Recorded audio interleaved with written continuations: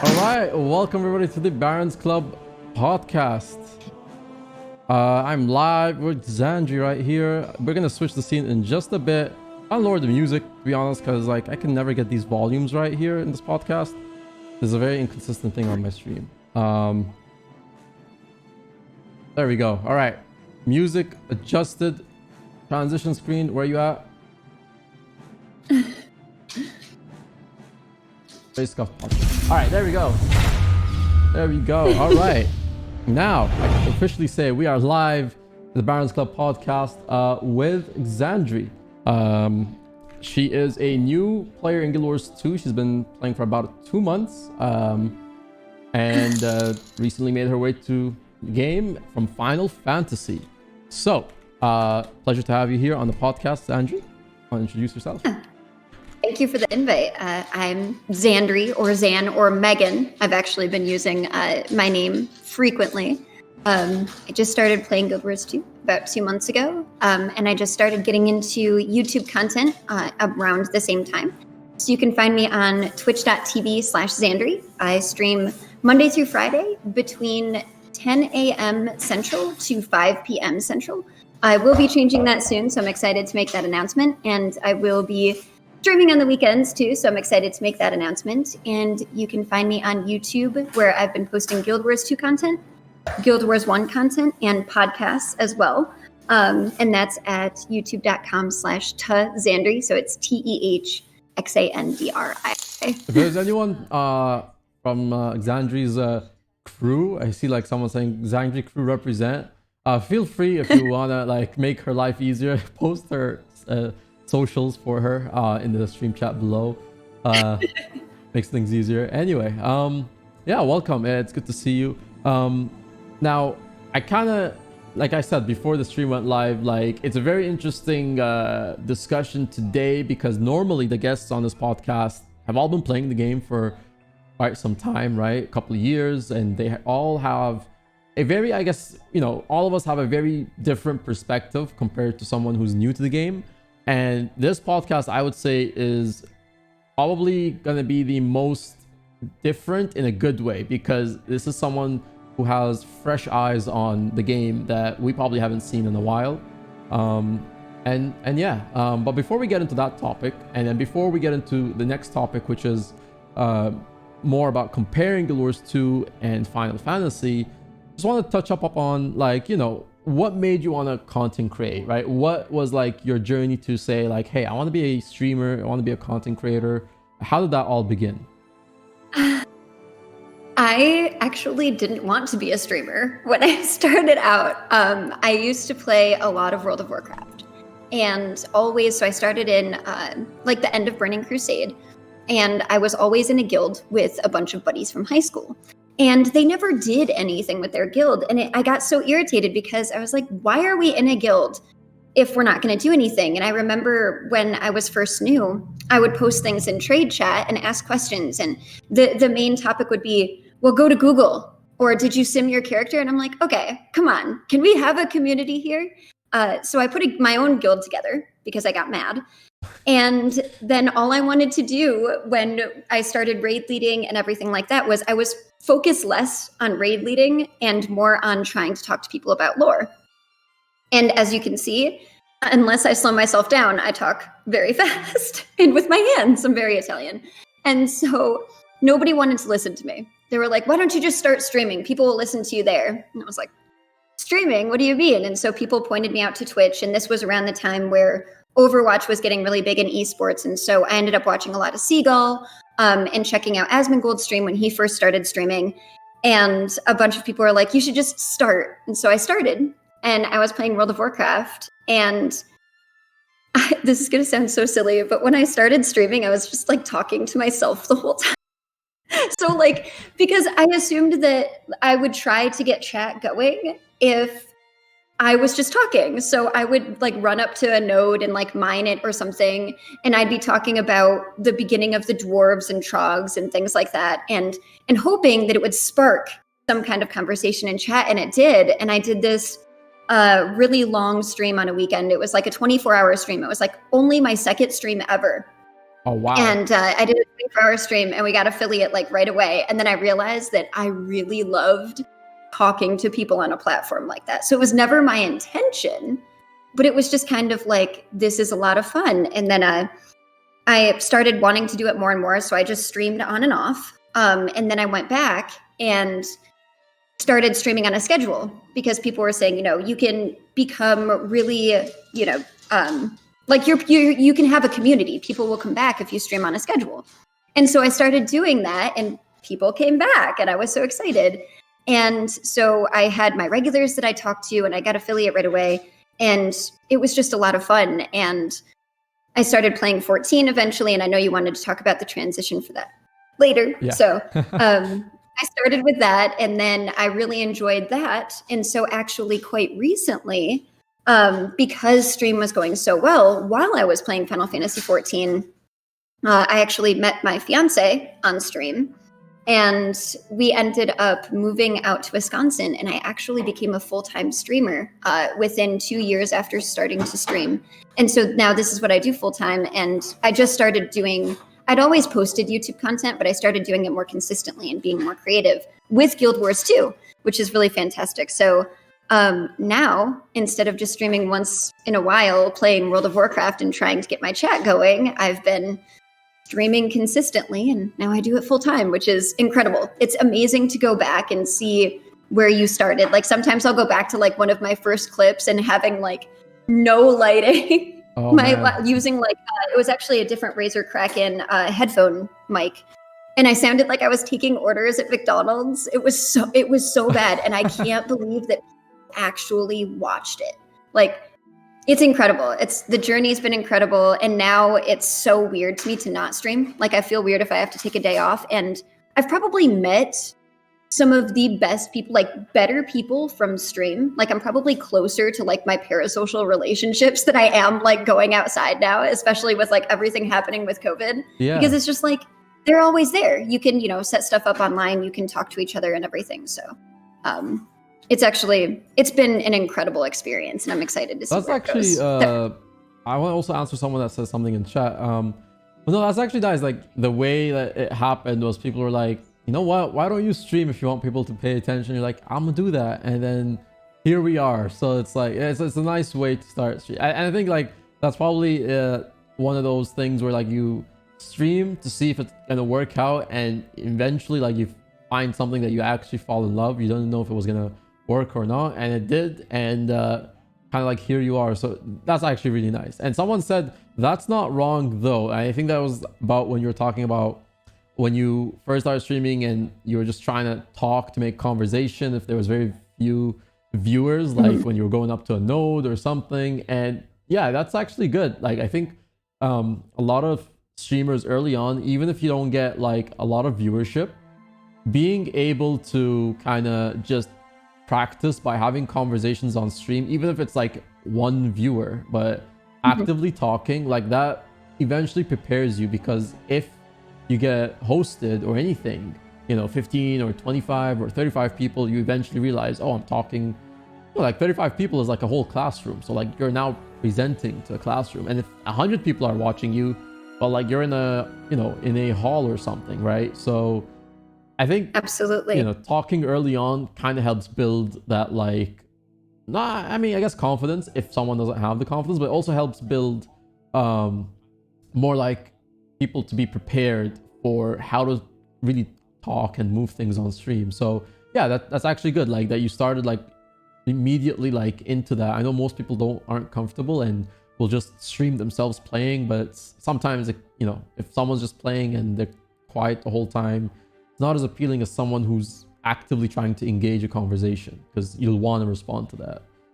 So. And not to go off on too much of a tangent, I don't know, are tangents allowed for your podcast? Yeah, Is it okay? We have them a lot over here. You should see when I get the big traders in the game. When we talk about the economy, we basically go on 30-minute tangents somewhere else. That's fantastic.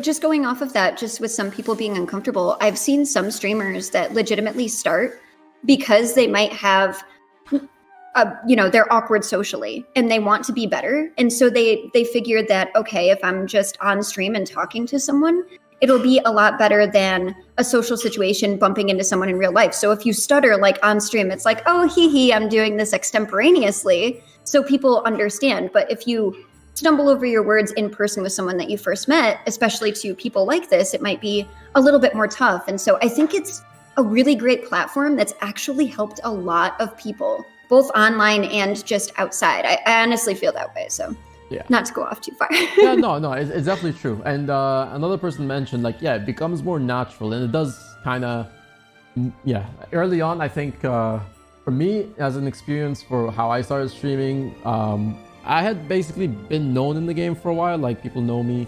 At one point, for quite a while, like for a few years, I was known as the richest player in the game.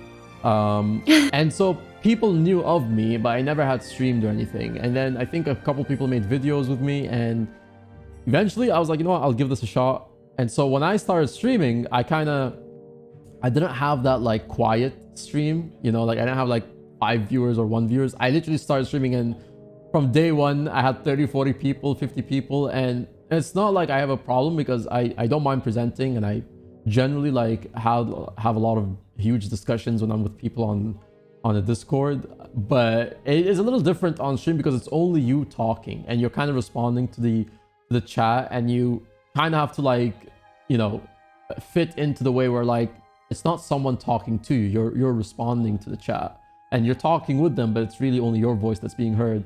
Right. And so, like, that kind of, you know, I basically went into the deep end early on, and I was just like trying to adapt, and I think I was okay with it. But then eventually, when you add the camera, it also adds more like, Absolutely. yeah, because I wasn't streaming with a camera. I started streaming with the camera a little later, a couple months after that, and I was like, okay, now it's even different when you put a camera, because now they could see you.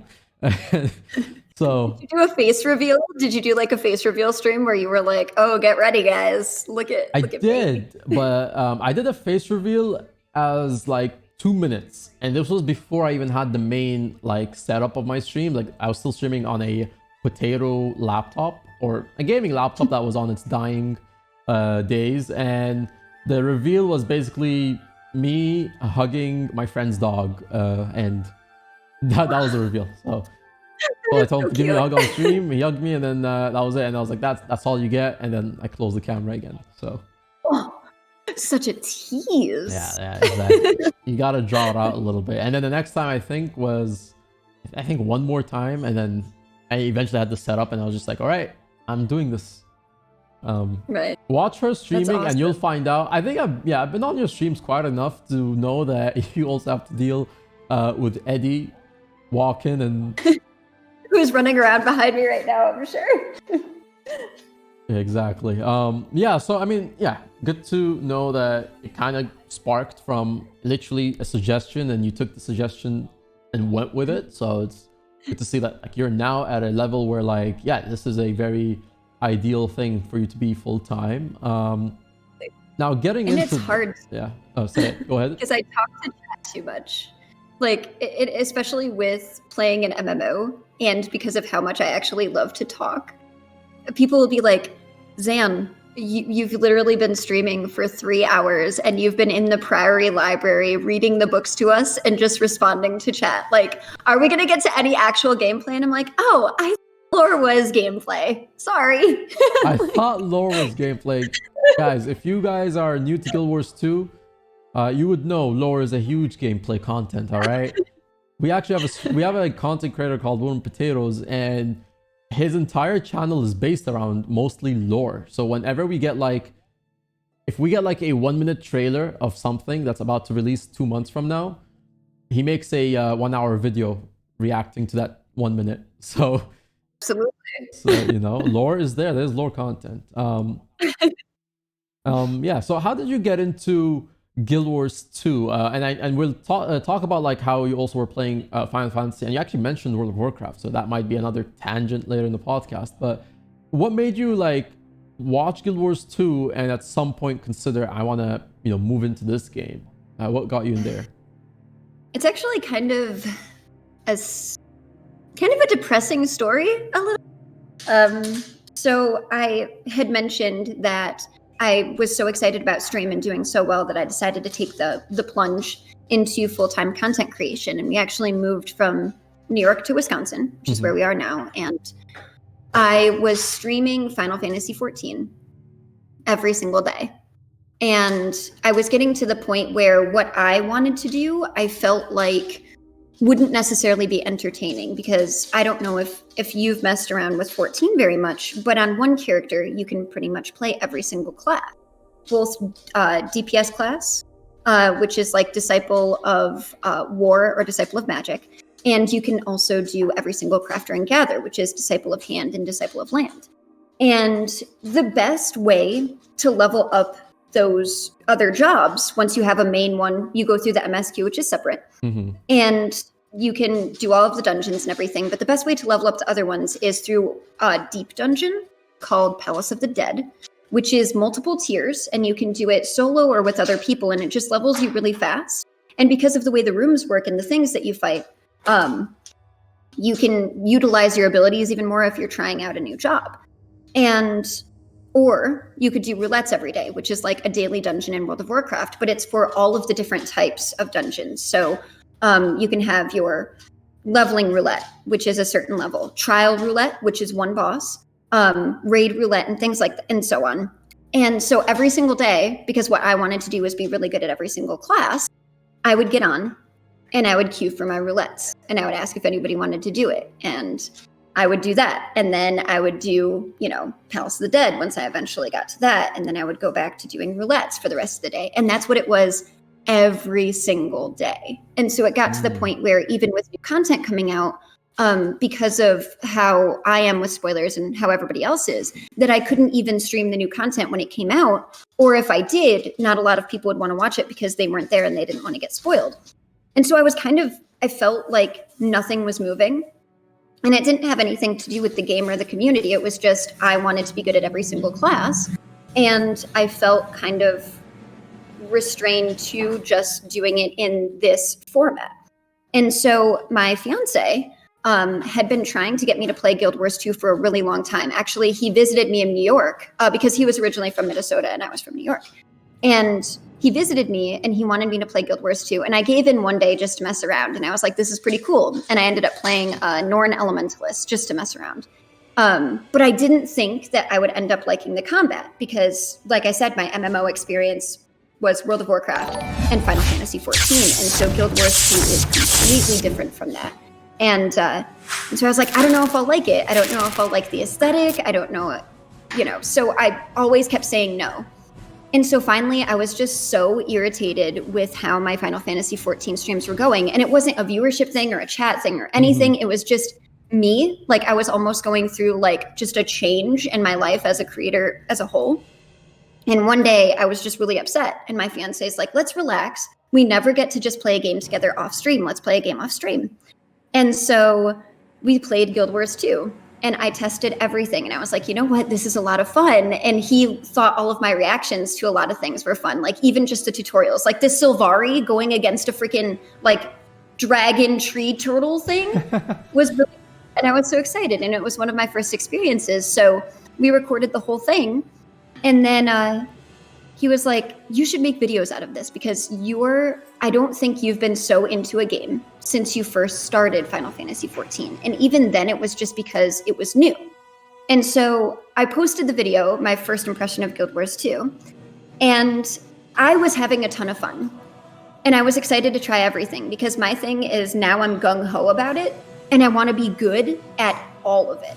Like I want to actually be like a force to be reckoned with in PvP and World v World and actually know DP, because that's how I was for World of Warcraft.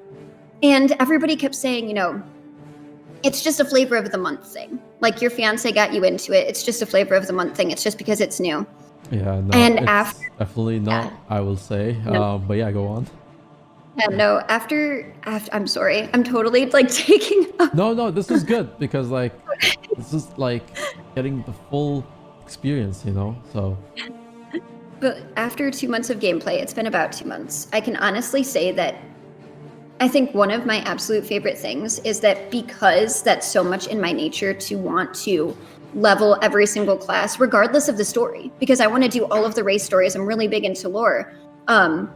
And so regardless of that, it's just nice that you can get experience from everything. And so if I want to level something else and I'm streaming, I'm not like, okay, let me do this roulette. Okay, let me do this raid. Okay, let me do this roulette again, but on a different job. It's like, today I'm going to explore.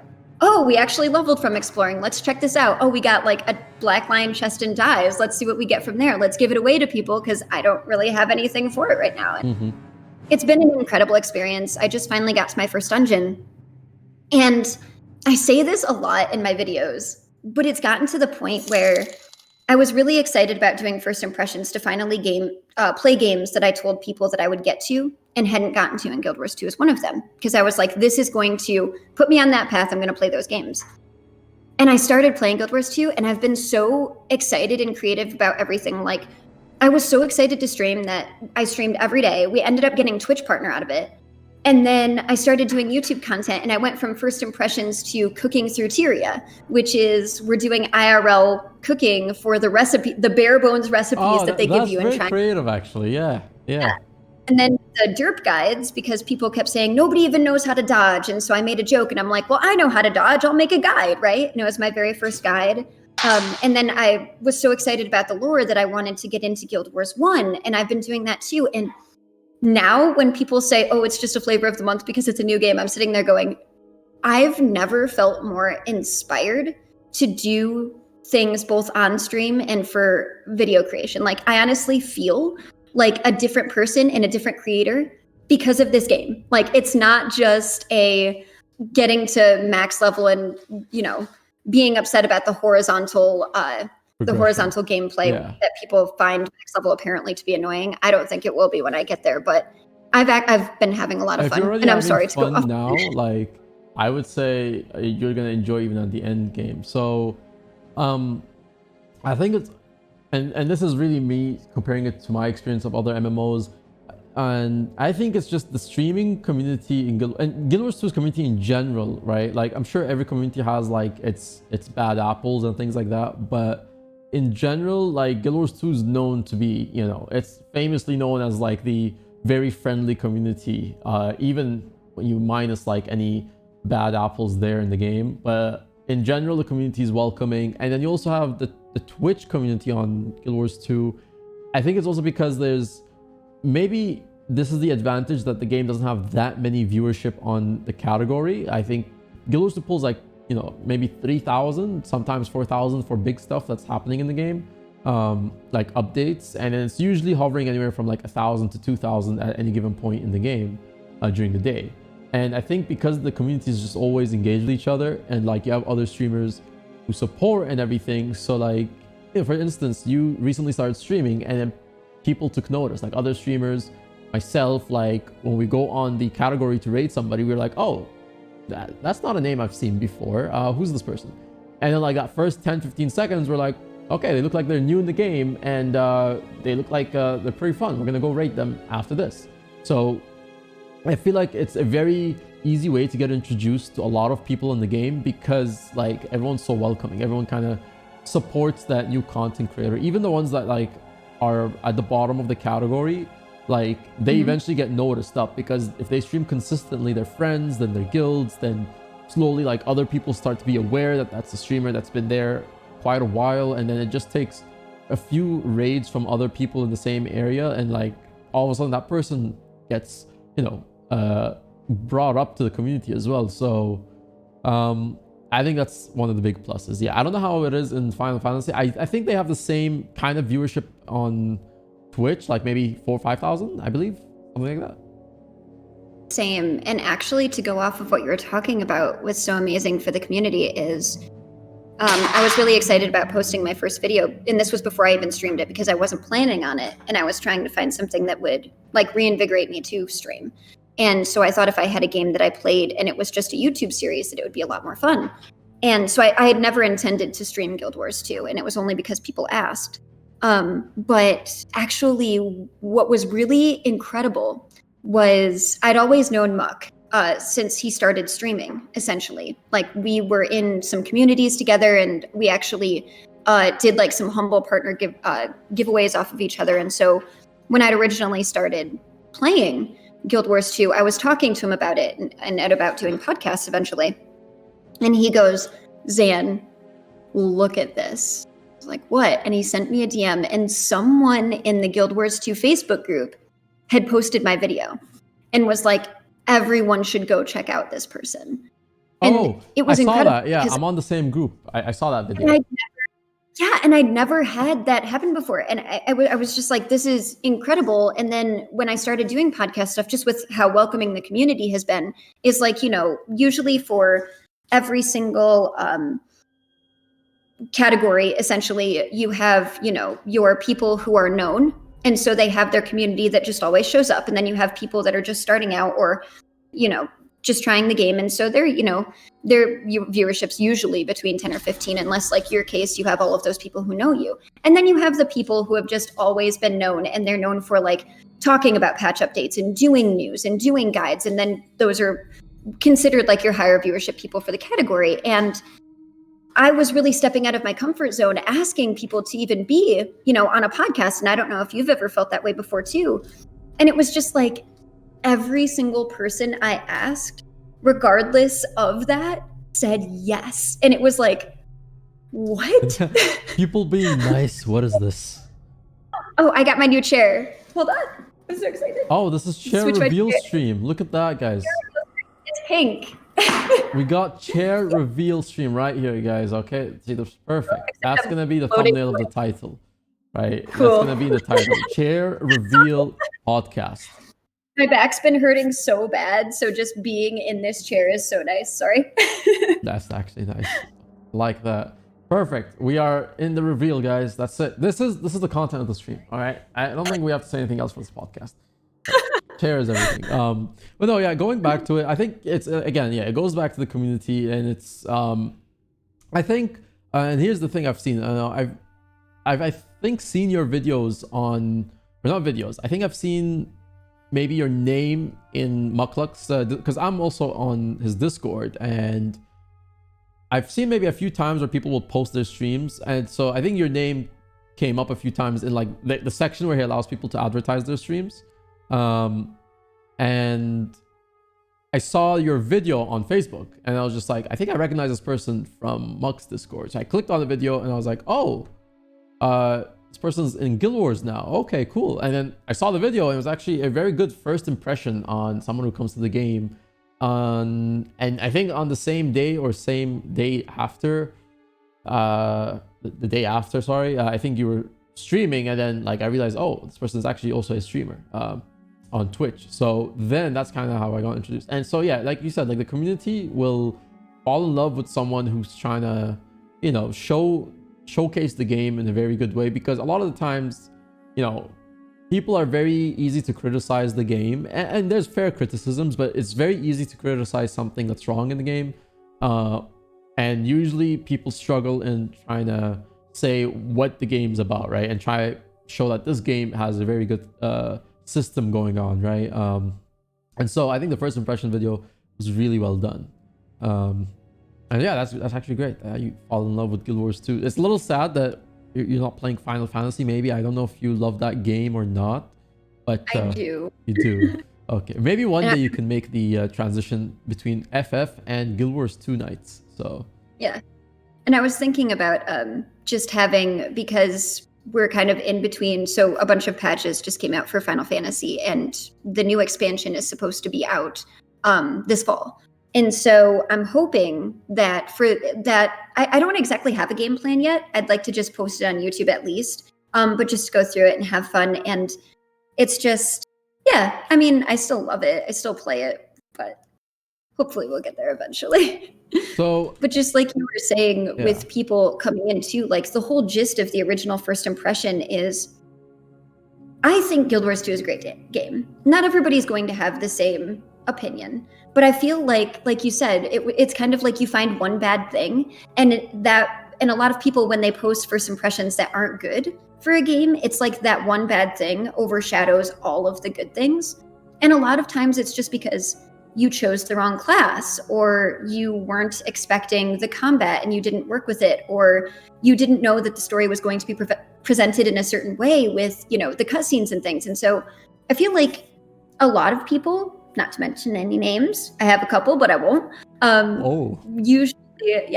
Usually they come in and they're just like, well, the combat wasn't what I wanted or what I expected, so it's bad. The game's bad. It's not just my opinion, it's the game's bad, and everybody will agree with me. Or, I played an elementalist to begin with, and I didn't like it. I didn't like that I was squishy, or I was trying to stack toughness, and I didn't know that gave me more threat. And I didn't have any extra bite, so my health was really, I just went power and toughness, right? Because I didn't know what the stats meant. And so maybe if they played like a necro or something like that, it would have been better, and you would have had like minions to fight for you. And I just feel like a lot of people in that sense are really skewed with their first impressions. And so my idea was, regardless of whether I liked it or not, I wanted to make sure that I gave it a good impression, not just like I liked it or I didn't like it, but these are things that I thought were cool. These are things that I wasn't used to, but eventually could get. And these were things that I didn't necessarily like, but that doesn't mean that the game is bad. And that doesn't necessarily mean that the whole population is going to agree. So sorry but yeah, no, that's a fair assessment. Like, I think very few times, right, where I guess you could say like the game really is bad, like, and those are usually games that end up dying out, right? Like Arcade when it first came out and went pay to win.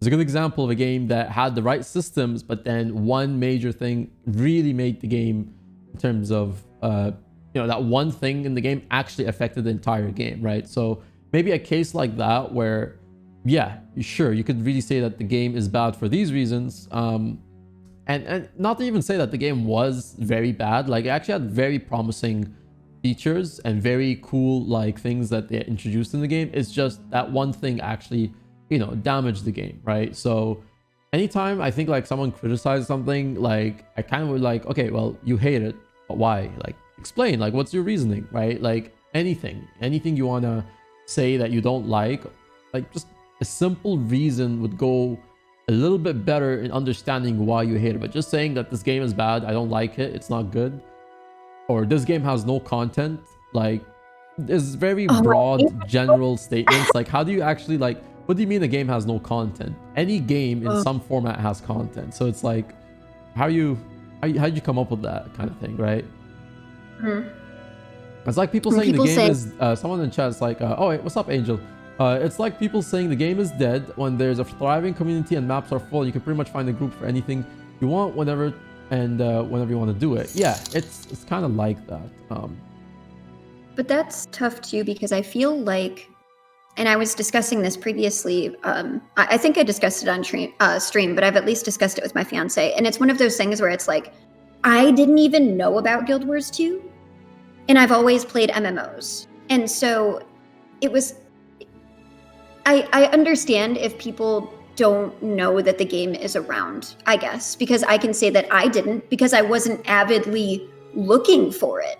But once you do, there's so many content creators that love the game, yourself included, everybody that we've talked to, everyone that streams it every day, and they keep everyone updated, and they run their own tournaments and things like that. And it's just absolutely incredible. I don't think I've ever seen a community like this before in a game, honestly, especially for content creation, because I haven't seen as many podcasts for a game. And one of the things that we were talking about, that I was talking to Teapot about, was, we should set up something where we do like races for prizes, because you guys do contests all the time, and I would love to work with your community. And he's like, well, actually, we were already thinking about it, and fashion contests and all of these things. And I feel like there aren't a lot of games that do that. But at the same time, because I wasn't searching for it previously, I didn't even know Guild Wars 2 existed. And so I just started playing Guild Wars 1 as well, because people were saying, if you want the lore for, the humans, because I was so excited about the humans versus the Char, and just based off of essentially what the tutorial play was. Even then, I was really excited. And so I started playing Guild Wars 1. And I had a comment where someone was like, well, now you're skewed because you played Guild Wars 2. And I was like, I don't think that's the case. I think it's more of, I knew about Guild Wars 2 before I knew about Guild Wars 1, or rather, I didn't know that Guild Wars 1 wasn't shut down. Because a lot of people, or a lot of companies rather, when they go to a 2 for a game, if they even redo the MMO, they shut down the first one, or they at least don't have any patches and they don't promote it and put it on sale. So I didn't even know that it was still a thing until recently. And now that I know, I'm going to play it avidly. And but I think it's rough. I think that Guild Wars 2, for what I've seen so far, deserves a lot more than it has. And I'm not saying that it doesn't have a low population. I'm saying that I wish more people knew about it, because I think that a lot of things that it takes with hybrid combat and dungeons and the way the raids work, because I've actually seen some raids in Fractals, that it deserves a lot more, I think, than it gets. And I think most people just have criticism for it rather than actually trying it out, which is unfortunate. I think, and here's the thing, like some people in chat mentioned this, and I think this is one criticism, the probably biggest criticism Guild Wars 2 usually gets, is that they don't market it enough, right? And so you see a lot of these communities come up with their own events, and like I think that's also why a lot of people don't generally know Guild Wars 2. Like when you tell someone you play Guild Wars 2, and they're like, what's that? And then the first thing that comes in mind, it's a game like World of Warcraft. I'm like, oh, okay, so it's an MMO. I'm like, yes, that's what it is. Even if you tell them it's an MMO, for some reason you have to compare it to something, right? So I think it's the marketing is usually its biggest criticism. The game in itself, like, is absolutely fine. Like the way that they intended for this game to be played is great. Like it's a game that you can pick up at any moment in time. If you drop it for 4 months, 5 months, go play another game, and you come back, you're not going to be so behind on updates because all of a sudden there's new gear that makes your current gear useless, right? Like that's one of the things that Guild Wars 2 is a huge plus in, is that it's a game that you can play at any moment you want. You're not going to be, you know, caught up on like, oh, I have to grind for 15-20 hours to get like gear just to do the new content. No, that's not the thing. You can jump into the new content right away. And so with the community in itself promoting the game, yeah, I don't think I've seen it as much in other MMOs. Like I've played World of Warcraft, I've played BDO, and there's a few like streaming promotions and things like that, but never a community on the sense where like you have multiple streamers, multiple like just groups of players, communities in the game that do fashion contests, jumping puzzles, you know, like you mentioned Teapot and Hardstuck. Yeah, like that's one community in its own. And then you go to, for example, United Arts of Tyria, that's another community that does also the same amount of competitions. Then you go to and there's a few of them in chat here, Gamers Giving Back. They're literally a community that does a lot of events, and the bonus is that a lot of these events are sponsored for charity so that they donate to a good cause. And so you get a lot of these different communities who all promote the game in a different way, and from time to time these communities collaborate with each other. So, and I don't know if I've seen enough of that, to be honest, to say that in other MMOs it's not as frequent. Really, it's really not as frequent. And so that's, and I feel a benefit of Guild Wars 2. And I feel like if it is frequent, it's mainly just like PvP or raids, like World First, things like that. And it's not as much where, you know, doing a jump puzzle contest or doing a SAB contest and commentating for that, which is something that I was really excited about watching. So it's just the creativity, because of how open the game is and because of that horizontal progression, I think opens a lot of doors for communities to do a lot of different things. And it's one of the reasons that I've come to love the game even more. Or just the idea that people in chat were speaking about devs. One of the things that I think is really cool that people were talking about is there's no jumping in Guild Wars 1. And so in Guild Wars 2, now there's jumping, now there's jump puzzles because people were so excited about it. And that's, regardless of anything, that's really good attention to detail. That's actually really good listening to what the fans want. I don't know if it was posted on forums or if people said anything about it. So that's really cool. And just the idea of increasing that value of exploration, because they make these beautiful maps. And so I've loved the aesthetics of pretty much every game or MMO I've played. But what I love about Guild Wars 2 is that not only do they create these beautiful maps, but they create things to make you appreciate the maps and to get experience for if you do want to explore. Like the way that the personal story technically is set up now because of the new player experience is that you're technically supposed to go through and explore the whole map, pay attention to the hearts, read the dialogue, and then go back and do the chapter 1 story. Because it makes more sense. Because everyone that's in it... it was a little annoying for me when I played as a new player, but like actually it's a very smart thing to do in the game. Like if you notice and you've probably noticed this in your personal story instance, you never level up over the like the next time you start the next story instance, you're either always like a level below, which kind of like makes you have to go explore the map that it's set in, then come back and do it, rather than like, oh, you leveled up in this personal story instance, immediately you can jump into the next one and the next one. I mean, maybe 1 or 2 times you can do it, but the way they set it up is you don't get enough leveling to the point where you can immediately keep just doing the story instance and just never exploring. You'll always have to end up exploring a little bit, doing some hearts, doing some events, and then get back and, you know, continue with the story. And that's actually smart. That's pretty smart because it allows you to get more engaged. And like you said, take time to really appreciate the game that they're giving you, right? With all these beautiful sceneries and events that keep you occupied. Absolutely. And the vistas. Vistas are so bad for me. I'm so addicted because I have a couple that are my absolute favorites. And I was going through, so I just restarted my operating system, so I don't have as many. But I was messing around, joking in my Discord the other night, and I was like, should I show you guys all of my screenshots? It'll be spam.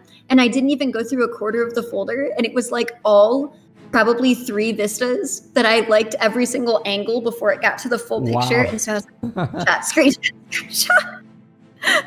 Or there's this really cool place in Divinity's Reach. I'm not exactly sure what the sector is called, but it's like the dome, and it's a big raven, and it's all like glass, and the wings are like this, and you can see the head. Oh yeah. And so I went up in front of it. I'm like scrolling into first person, taking all of the pictures, and then I was like, I have to find the vista. And I go to the vista, and it only shows the top of the dome, and I was like, that is ridiculous. So I went back down and took a bunch so that I could actually see like the raven's head and everything. But it's just things like that that they really pay attention to, like regardless of how old the events are. I just think it's really neat. Yeah. And again, like this is kind of a small tangent, but I feel like this is very related to what we're talking about, the main topic, which is like kind of comparing things. And you said World of Warcraft, so I don't know if you want to only include Final Fantasy and Guild Wars 2. Do you want to do comparisons of things that you liked and didn't like in Guild Wars 2 with World of Warcraft, or just Final Fantasy? It's up to you. You can include both. Yeah, we could do both. So when we were talking about community, and talking about the different types of streams and things like that, like as much as I love Final Fantasy 14 and I love the people that I've met while streaming Final Fantasy 14, the community for actually watching streams, it gets about the same viewership, but it's a little bit different. So they really welcome new players, pretty much the same. It's like, as long as you have started to play the game and you love the game, everybody wants to see you go through the MSQ. And so one of the main differences between Guild Wars 2 and Final Fantasy 14 that I've noticed that was kind of a big thing for me is for 14, you have main story quests or main scenario quests, but it's called MSQ. And every patch you get more. And it's completely separate from your actual leveling experience. You'll get experience as you do the story quest, but sometimes you're locked. So it'll be like the next quest opens up at level 25, and it's a complete separate, fully fleshed out story than when you're doing anything out on the map. So you can do unlock quests, which is a quest with like a plus sign, exclamation point with a plus sign, and they're blue. And you can unlock dungeons that have their own little story, or you can unlock different jobs that would come out for an expansion with those quests that have their own little story. And every single thing has a really intricate story, which is great. And some of those stories will intertwine with the main story, but it's something that you have to do. And it's completely separate from everything else. So it's not like exploring a map, seeing everything, and then doing the level 10 story for 2 chapters and then being done. And then exploring and doing another story for 2 or 3 chapters and being done. It's, you have that story the whole time as you level up. And it's completely separate from anything else. And so a lot of people think it's too long because in the beginning, they didn't really, the story was good, but it was a lot of fetch quests. Or a lot of going and just grabbing an item, or being told from one person to talk to someone else to get their story to go back and explain the story. So like side quests were kind of part of the main story in a sense, like they were things that you had to do to advance in the main story. Yep, and it was a lot of dialogue, and it wasn't voiced. And so quite a few people, especially when you come in when you're new, like I said, everyone loves the new players, but they're like, don't feel bad about the game, because what happens is until you're about level 50, all of the quests are going to seem boring. because there's so much dialogue, and the story doesn't really amp up until the end of the base game, right before you're getting into the first expansion. And it's all dialogue because every single thing has a really detailed story. And then on top of that, it's like a regular or an older style MMO where you get your kit of abilities, and you could try to mess with your stats a little bit and min-max and stuff like that. But until you get to certain levels, you have like 2 or 3 abilities. And then you have class quests that teach you how to use those abilities, and you use them in a set rotation. Some classes, have that RNG where something will, pop and you'll have to use that as well. But it's mainly a set rotation. And so a lot of people as well would say, stick with our game to all of the new people because, again, they love new people. So they're like, stick with the game. Once you get to level 30, the class will feel good. And people are like, level 30? Okay. And so that's one of the big differences, just to begin with, is I like that you do have a lot of story and you have a lot of lore. But for me, all of the extra lore that I've gotten from Guild Wars 2 hasn't even been from the personal story. It's been from going to Dermond Priory and reading every single book in the library. Yes, I did. And going to Divinity's Reach and reading every single book there, or talking to every single NPC, which is the way that I like to play. Well, it's the way I like to play an RPG, but it was nice actually getting all of my lore from that and not necessarily getting it from the MSQ or unlock quests or cinematics. And that's not to say that it's a bad way to do it, because I actually really enjoyed the MSQ, especially Shadowbringers, which is their most recent expansion. But the story's just handled in a different way. And obviously the combat is completely different. Whereas with Guild Wars 2, you have the dodge. And you have like your 5 regular abilities and then 5 extra kit abilities. Right. And then you change your builds and you change your specializations and you change your weapon and all of this stuff. So I've always loved the set rotation for an older MMO and min-maxing.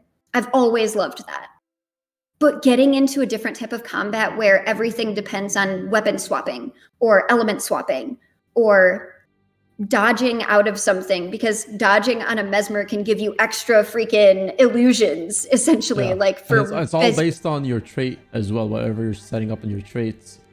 Yeah. And it's incredible. And it's like, I love both games, but it was really neat to play something new with combat that was so in tune. And one of the things with 14 that was funny, that I actually really liked once I got into it, but then started playing Guild Wars 2 and kind of messed me up doing my first dungeon with Guild Wars 2, is depending on where you are in the world, because it's an Eastern MMO, right, your ping is not so great.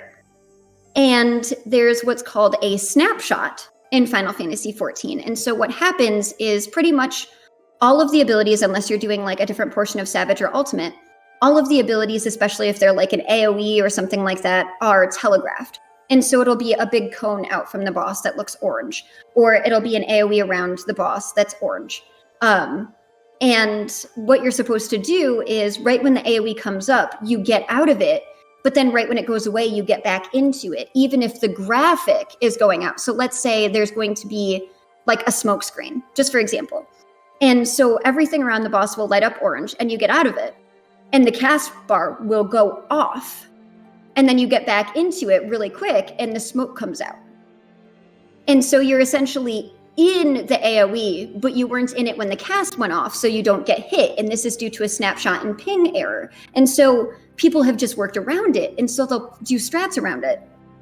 And so when I was doing... So that's yeah, I guess it's something that they won't be able to fix unless they change service. So it's like literally a kind of small error in the game that people actually worked around with. It's fun to work around, but playing Guild Wars 2 and doing Ascalonian Catacombs, which I think is, just to go off a little bit, which I think is really cool, like placing boulders on tiles to open doors, or having to fight ghosts to get a key to open a door, and having Ritlock help you find air, and all of that is really cool. And it's like much more immersive and active than it normally is for other dungeons, because it's just like, even in WoW, it's like, let's pull something from the beginning of the room to the boss, and even pull the boss and see if we can do it all. And I'm sure there's people that do that for Guild Wars 2 as well. But it was neat that you had to like pull a chain or, disable a trap or whatever. And I would see the red AoEs, not thinking that the red AoEs are the indicators obviously the indicators for something happening. But I'm thinking about it in a 14 sense. So I move out of the red AoE and then dodge back in where I was. Oh, so But you the actually animation still. is going off. Yeah. So I went right back into the trap because the red AoE was just telling me where it was going to happen and it hadn't happened yet. Whereas in 14, if you did it that way and then you moved back even when the animation happened, it was technically past the cast bar because everything is so messed up with the snapshot that you wouldn't get hit. And so I'm doing it and I'm like, what am I getting hit by? I'm dodging out these things. Like I'm doing it and I'm doing it really fast because the Elementalist build that I play is kind of like a play off of Fresh Air. Then I kind of found out for myself, just for like core Elementalist. And I use Glyph of Air and Glyph of Storms, and then I use Tornado. And so it's literally just, and dual daggers. And so it's literally me getting in and out of melee. Like I can't do anything unless I'm in melee, disengaging back out, charging back in, throwing down some kind of field, I use Arcane Blast for a projectile. But for the most part, I have to be in melee to do a lot. And so it was just funny trying to dodge out of the AoEs. And I'm thinking 14, I dodged out of it. I can go back in. But then, the spikes would come up from the trap and I would run into them because obviously it was afterwards. I think it's more detailed. I mean, again, I guess that's more because the ping is easier for Guild Wars 2. But you mentioned something about the game, the combat system, and yeah, actually, if there's one thing someone can't really criticize about Guild Wars 2, I mean, maybe people can, but I would say the combat system of Guild Wars 2 is very superior to a lot of MMOs because simply because it has a very detailed trait system. If you go to your builds and you'll notice like you have basically 3 like subcategories of your class, right? Like you can pick, for example, like you can be a beastmaster, marksmanship, for example, for ranger, and then you also have wilderness survival, and they have multiple like things that you fit, and then you also have trait lines that you have to click on to see what your trait line is going to be, and it's just so detailed that you can come up with so many different metas for a single class, and that's not even getting into the specializations that are like basically more or less like it's supposed to be an enhancement of the class, but it's really another class in the same class. Absolutely.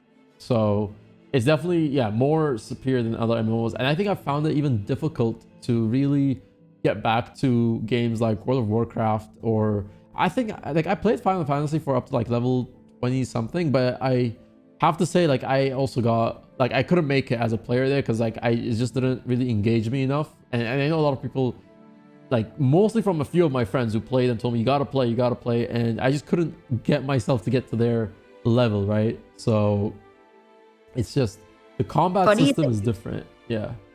Oh yeah, absolutely. And this is gonna sound so dorky, but I'm a really big tooltip person.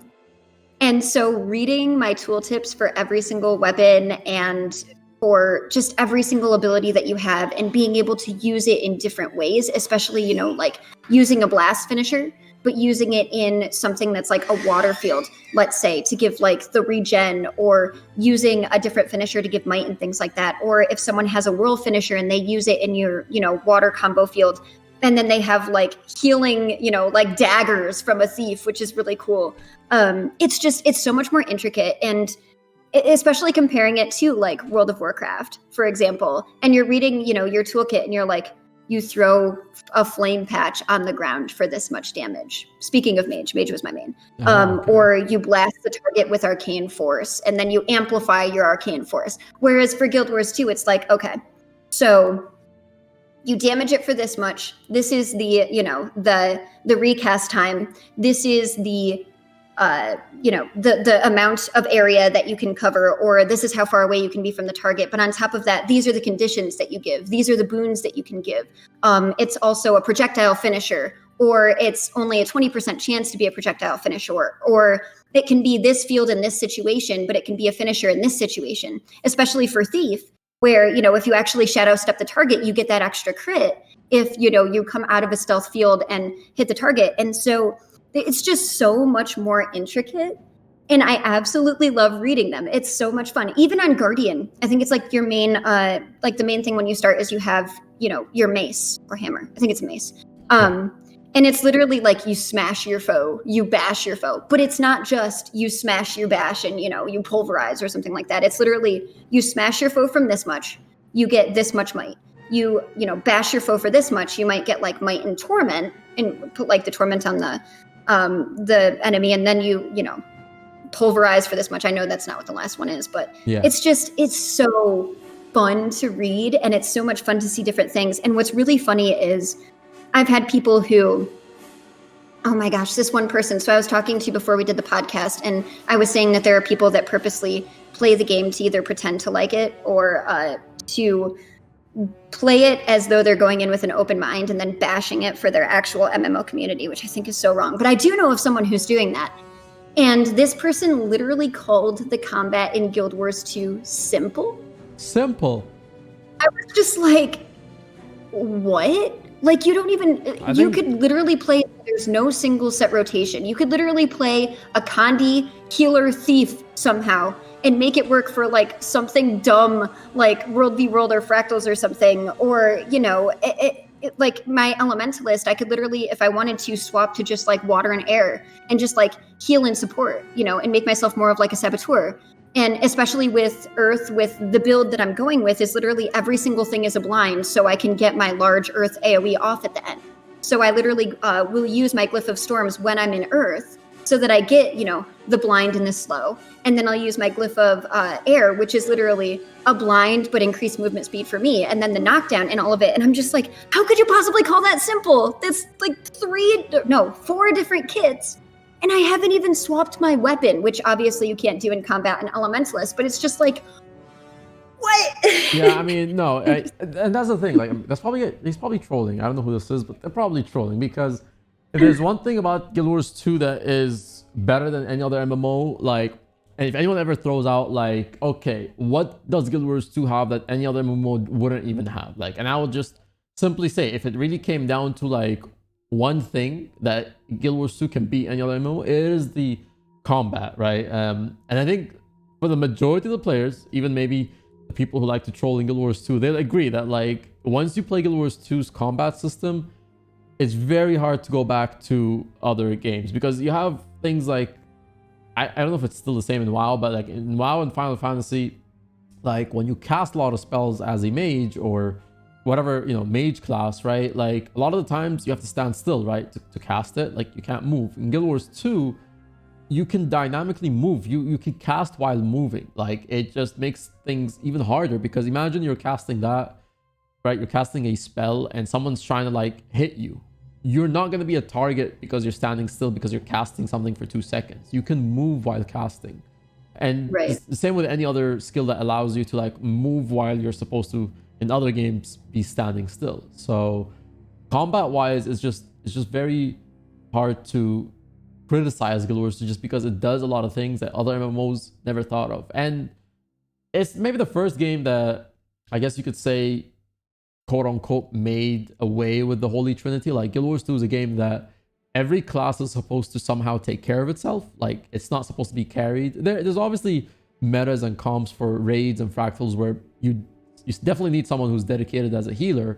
Not to say that it's not a full, complete, like non-Holy Trinity, but they're the first MMO that's maybe perfected it in a way where maybe any other MMO that's tried it maybe hasn't gotten there just yet. And Guild Wars 2 is by no means perfect in perfecting the Holy Trinity or moving along from Holy Trinity. They still have some things that they probably have to fix, but in terms of allowing each class to be on its own and kind of stand its own ground, it makes it more enjoyable, because now you're not stuck as a class that can only heal.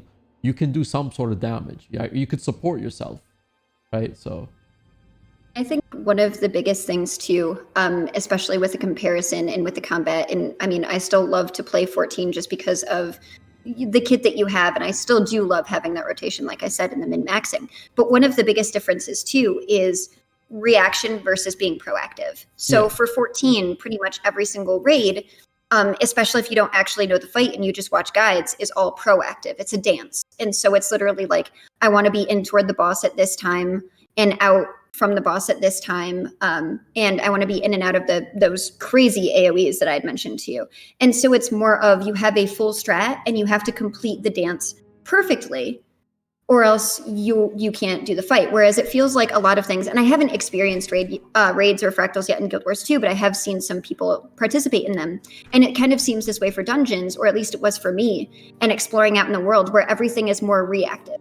And I feel like that's how it'll be for PvP as well. So it's like, okay, this person's using this, or this enemy is using this. What build or what ability can I use to counter those things? Whereas in 14, it's more of, okay, so I need to be away from the target at this time. I need to be behind the target at this time. I need to have one person on the sides of the targets at this time to soak an orb or to make sure that we share health for something or anything like that. And I don't know if you've seen any of the raids, but it's literally like, it's like that, and it's checking boss tells. So like, there is Emerald Weapon, which is supposed to be paying homage to Final Fantasy VII for this boss in Final Fantasy XIV.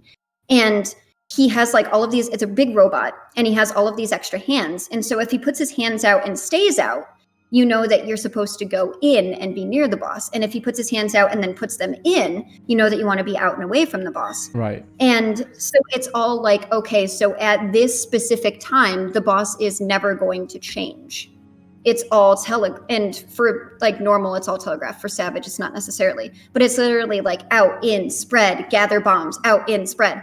And you just have to do it perfectly. And so it just feels like with a lot of Guild Wars 2, it's like, okay, so I'm fighting the dredge. And someone had mentioned in chat where I use that weird fresh air type almost build. And so it makes me mad because I'm fighting the dredge, and the ones that I'm fighting now, people said it changed, but they're immune to blindness. And so I can't use all of my kit that I like to use on other creatures. Yeah. And so I would have to like swap to a different element or, you know, swap my utility skills and such. Whereas like with 14, it's literally like, you know, you go against a Morbull and he spits out a bunch of things in front of you. And as long as you know, move around that, you can just like DPS it down. But it's more of proactive. Like, where can I stand? What shields do I have to have on the target to begin with for this ability? And it feels like with Guild Wars 2, it's more reactive. But that could be just what I've experienced so far. But I feel like that's a big difference, at least for what I've done previously in the game. Yeah, for sure. So, you know, more comparisons in a bit later. But I want to say, just to kind of focus one thing in Guild Wars 2, for you in general, how do you feel like when you're playing the class, like as you're experiencing it versus I guess it's still relative to the other MMOs, in general, compared to other MMOs, when you're exploring your class, do you feel overwhelmed as you play in Guild Wars 2, learning a new class? Because I think a lot of the times Guild Wars 2 has had a little bit of criticism is towards like the new player experience, kind of like you don't know what to really do immediately, like to get to level 80. Like there's obviously the storyline and you got to explore and things, but there isn't really like a way where it's linear. It kind of guides you to do what you need to do to get to level 80, whereas other MMOs usually have a very specific few things that like you do these, this is basically what's supposed to get you to 80, whereas Guild Wars 2 is just kind of open-ended. Do you feel a little overwhelmed about that, or? Not at all. It's actually really funny because a lot of people were saying, like you said, that, you know, they're like, people's criticisms would be like, okay, you did one boss battle. It didn't actually teach you how to use your abilities. It didn't actually teach you technically how to dodge until you get to that dodge tutorial, but it just drops you in. And it's just like, here you go play. I actually love that compared to other MMOs. I like the idea that your very first tutorial is literally like, okay, what do I have so far for the kit? What do I need to see for the boss's tells? You know, what, and I actually, that's one of my favorite things to do, is not even to pay attention to, like, obviously I know the red AoEs are there and not to stand in them, but I love looking at a creature or an enemy and just being like, what is the tell for this ability? What is the tell that I need to move out? And one of my biggest ones is Sormir, because he kind of looks, he'll dig his head into the ground if he's going to do a frontal attack, and then he'll start to like halfway spin and then spin all the way around. And that's the only tell. So you want to make sure that you dodge out of the way for that. And I love that. I love the idea of doing everything organically. And I like the idea of not being shackled to, you have to do this.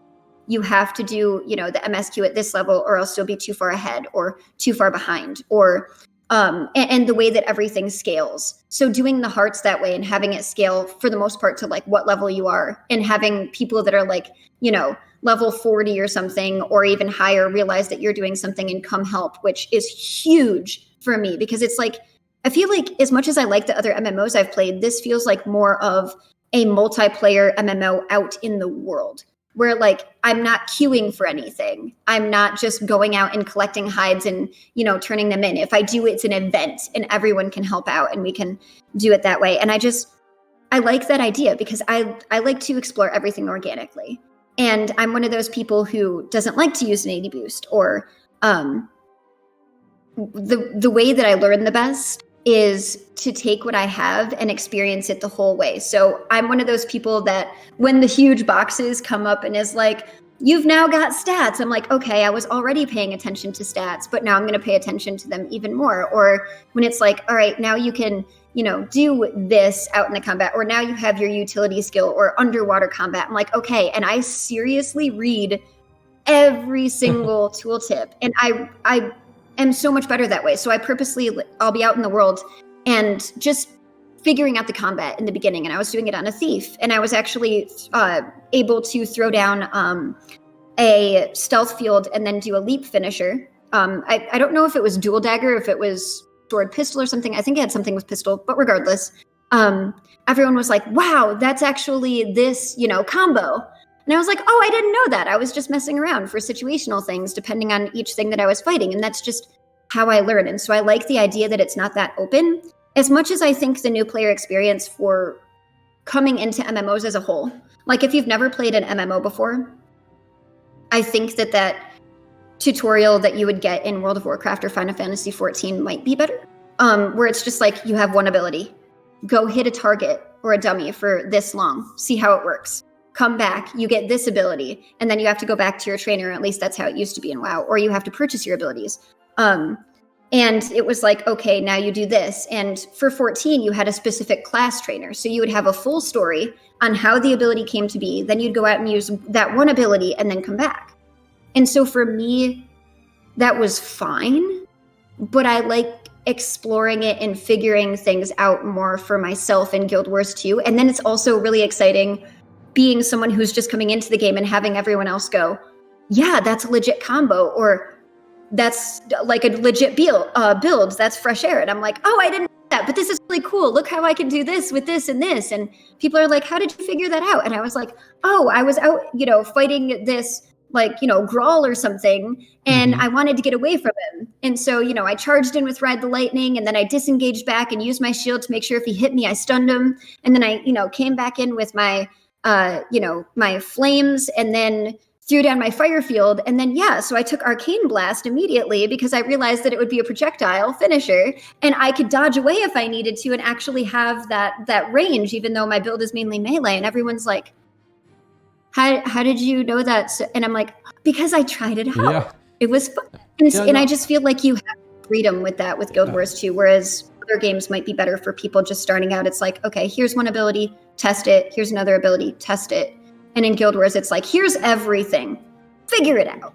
I think like a lot of people maybe are used to the mindset of like, getting an ability or a skill, and then it's usually like revolved around go hit this dummy, or you're using the skill because it's related to some side quest and things like that.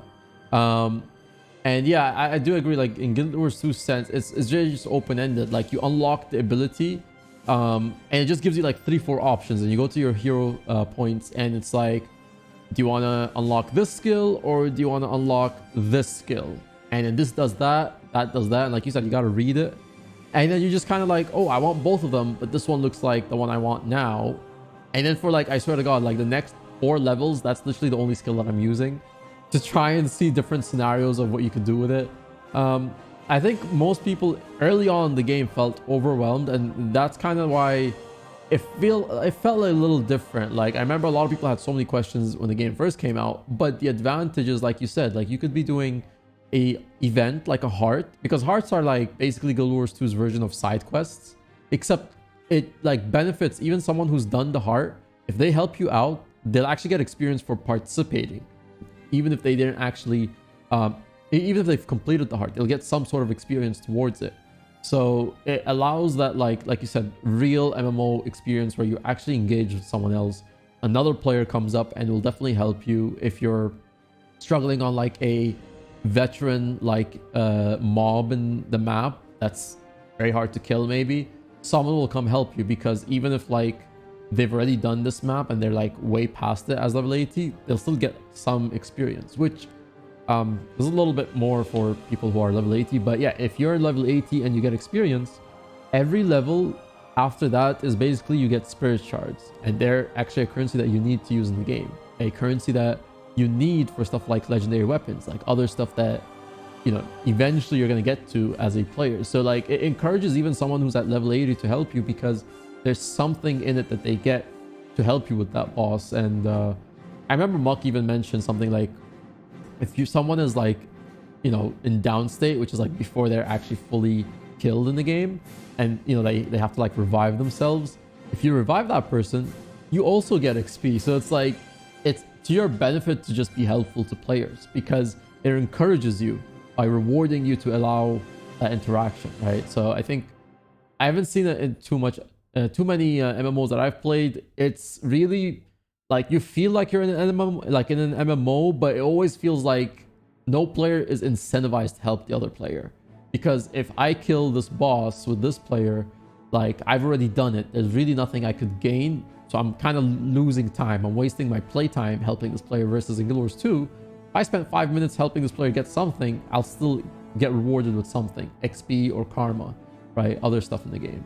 So absolutely. And someone actually mentioned too that someone was trying the game. It might have been like MMO Byte, and then it was they were trying to do like a contest where it was they wanted to see if they could ever just stay in the down state and legitimately die without anyone rezzing them in like populated places. And it took like days for it to actually happen, where they would like legitimately die and not be rezzed, because everyone wanted to help out, because A, the community is so nice, and B, yeah, it's incentivized. And so it was just funny. It's like, I just can't die. And actually, to compare, when we were talking about Guild Wars 2 versus 14 versus WoW, speaking of deaths, in WoW, you can take fall damage. In 14, you can, but you can't die out in the world. So if you fall from something really high, you're always at like a certain amount of HP. It doesn't kill you. So if you fell off of a cliff and then you aggroed a creature, that could kill you. But if you just legitimately fell, you couldn't die. And so one of my very first experiences with Guild Wars 2 that I wanted to test out, was that I wanted to see how much damage I would take from different heights. I don't know why, but I was all about testing things. So it was like different combat in different scenarios, like different hearts, paying attention to the lore, and then it was testing everything. So I'm like, if I jump from here, will I die? And I remember it was one of my first streams, and a dev was actually in-game watching me, and I didn't know. And so a bunch of people were following me around, and someone was like, there's a dev near you. And I'm like, no, there isn't. And then I was like, but if there is, I'm going to give him a show, because I want to see if I'll die from here. And so I went up on top of this cliff, and in say, I was like, witness me. And I jumped off the cliff, and I didn't die. I was really close. I had like 20 HP left or something ridiculous. But I was like, oh, you take fall damage. Like you could actually die. yeah. And the very first time I did die in game was I was checking out Radasum. And underneath, there's like the area where like these roots are hanging onto a big cube. And there's like a vista right there. And you have to make this ridiculous jump to get onto the vista. And I made the jump, but then I accidentally walked forward and I fell. And the first time I died was falling like endlessly underneath Radasum. And I was like, why is that? Like, how is that the first time I died? Because, right. Yeah. So that's actually a really neat difference too. And when I was talking to Muck about it, he was saying, yeah, it's really weird because in Guild Wars 2, you have your jump puzzles, and eventually you might hit an invisible wall, but there's a lot less invisible walls in Guild Wars 2 than there is in 14. And so you can't die from fall damage in 14 unless something attacks you afterwards, but there's also a lot more invisible walls too, right, especially in major cities. Yeah. That's actually weird, like no fall damage. So you could basically do like a superhero entrance all the time in Final Fantasy 14. Pretty much. Yeah. Except if you're in a raid. And so a lot of their new, not their, they do like these huge raids, but they have these 8-man raids. So there's normal, savage, and then the highest difficulty technically is ultimate. But for the regular raids, it's normal and savage. And you'll be in a room on a platform. And if you fall off the platform, you do die. Or if you're in a room and you touch the edge of the room that's glowing. So like I said, it's all a dance. So it's all about positioning. Right. And sometimes you have to be like this close to the wall. But if you touch the wall, you die. Oh. So it's not like that out in the world, but in the raids, if you fall or if you touch that wall, you die. And it's like... Guess that makes the raids... I mean, that would kind of, you know, make the raids a little bit in some way inferior if you can't also die falling in raids, because you'd easily be able to cheat some things, I guess. That makes sense why they allow the exception that you can take fall damage only in raiding and stuff. But it was just funny because it's literally like they'll put out a wall. So just for an example, there was the very first tier of Eden. And so they kind of released their raid patches like World of Warcraft. So, you know, you'll have like this raid come out in this patch or this raid come out in this patch. But for 14, you have tiers of the same raid come out in each patch. So there will be tier 1 that will have 4 bosses, and then they'll have a normal difficulty and then a savage difficulty. And for the very first boss of Eden, you have these orbs that pop up on the very outsides of the room, right next to these glowing like borders. And you have to stand right next to this orb as close to the wall as possible because it will target you for a beam of light.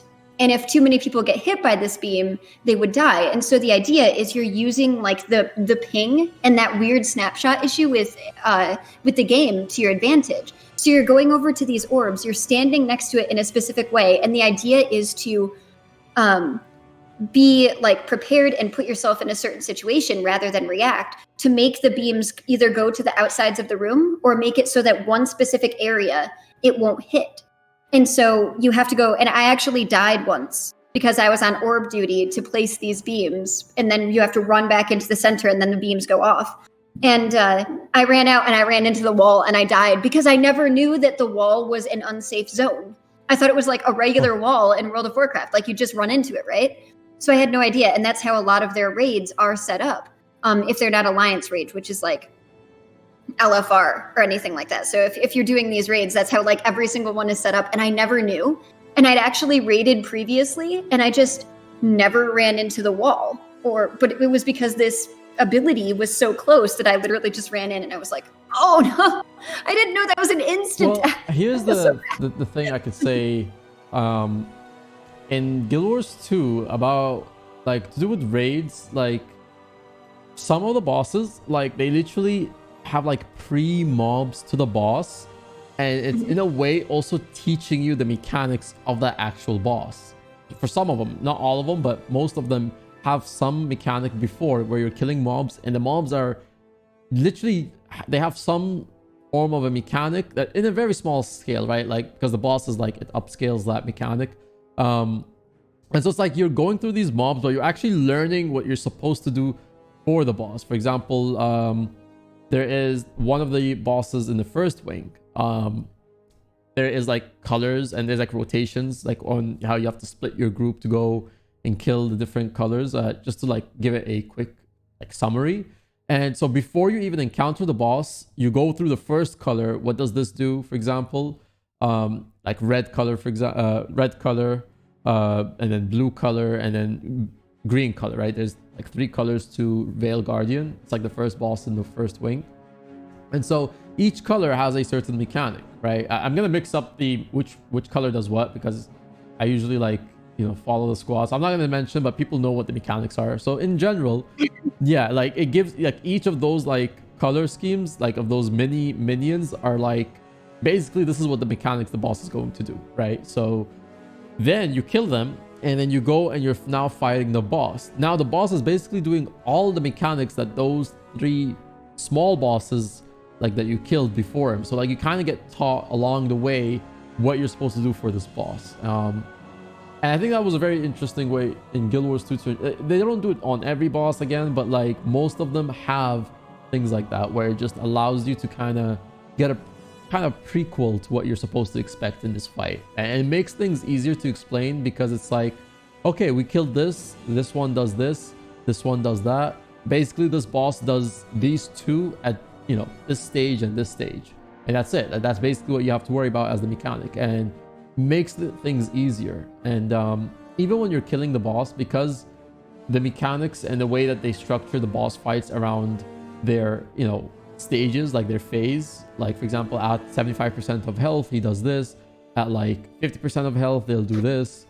It allows like groups like that run raid trainings, like for example, they'll take the group to like level 75 or health of 75% of the boss, and then once he does that first mechanic, they'll experience it, and then you just GG, and like the raid will, you know, like you restart it again, and then they go like, all right, now we'll kill him to 50%, and then we'll start again, so that you know what the 50% mechanic is, and they keep doing that until you understand all the mechanics, and then you just try to actually kill the boss. So and I don't know if they do it in Final Fantasy. In WoW it's a little, I guess, better in terms of raiding, but WoW I felt like it's also just, there's a lot to do in the raid in WoW, so I feel like sometimes WoW raids were always overwhelming because you have to do one thing, and then the next thing that you have to do is like another 20 things in one go. You don't really get phased into it. Like it's just, it will do 3 mechanics here, learn this in 3 different ways, right? And then you kill the boss at a different phase, and then he's like, all right, now he's gonna do another 10 things. It's not like gradually building up. He just does a lot of things, and it's right? With WoW, it's, you know, you have a boss, you have like a full raid area, and so you'll have a ton of mobs that are kind of like the minions of the boss, and they have their own mechanics, and sometimes they're actually harder than the actual boss. And then you have the boss that has its own mechanics, and then you would, you know, fight that, and then you'd make your way to the next area having to go through a ton of mobs. And the difference between that and 14 was that with 14, they have raids called alliance raids, which are like that. And so you actually instance into something. So you put a group together, and then you queue for this instance, and you go in and you have boss and then mobs and then boss. And sometimes for these alliance raids, a lot of them are based on a theme. And so this past one was based on Nier. And so you would have a lot of, like you said, all of the ads would have that, they would do mechanics that the boss would do, essentially.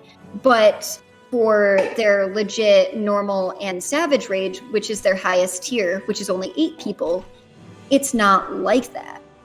And so essentially it's more of you queue in and you fight one boss, and then you get the boss down and then you leave, and then you queue in and you fight one boss, and then you get the boss down and you leave. And so lockouts kind of work that way. So instead of like getting far enough in an actual raid instance and then being locked to that for the week and not being able to get loot, and then going in for the next week, you could either save your lockout or start again. With 14, it was you were locked out to a specific boss, and each boss was its own instance, and there was no trash. And so, like Guild Wars 2, obviously, you go back in and you have to fight trash, and then the boss, which would be like the same. Yeah. So that's kind of a little bit of a difference. Yeah. Someone also mentioned that again. Like, yeah, in WoW, it's like you get thrown a lot of mechanics versus Guild Wars 2 kind of get like a bit of build up. Like you do one, okay, now he's gonna do this and that, and whereas the other one is just like, yeah, he'll do these 10 things and one go learn this, because then after that he does another 10 things, and it's a little overwhelming.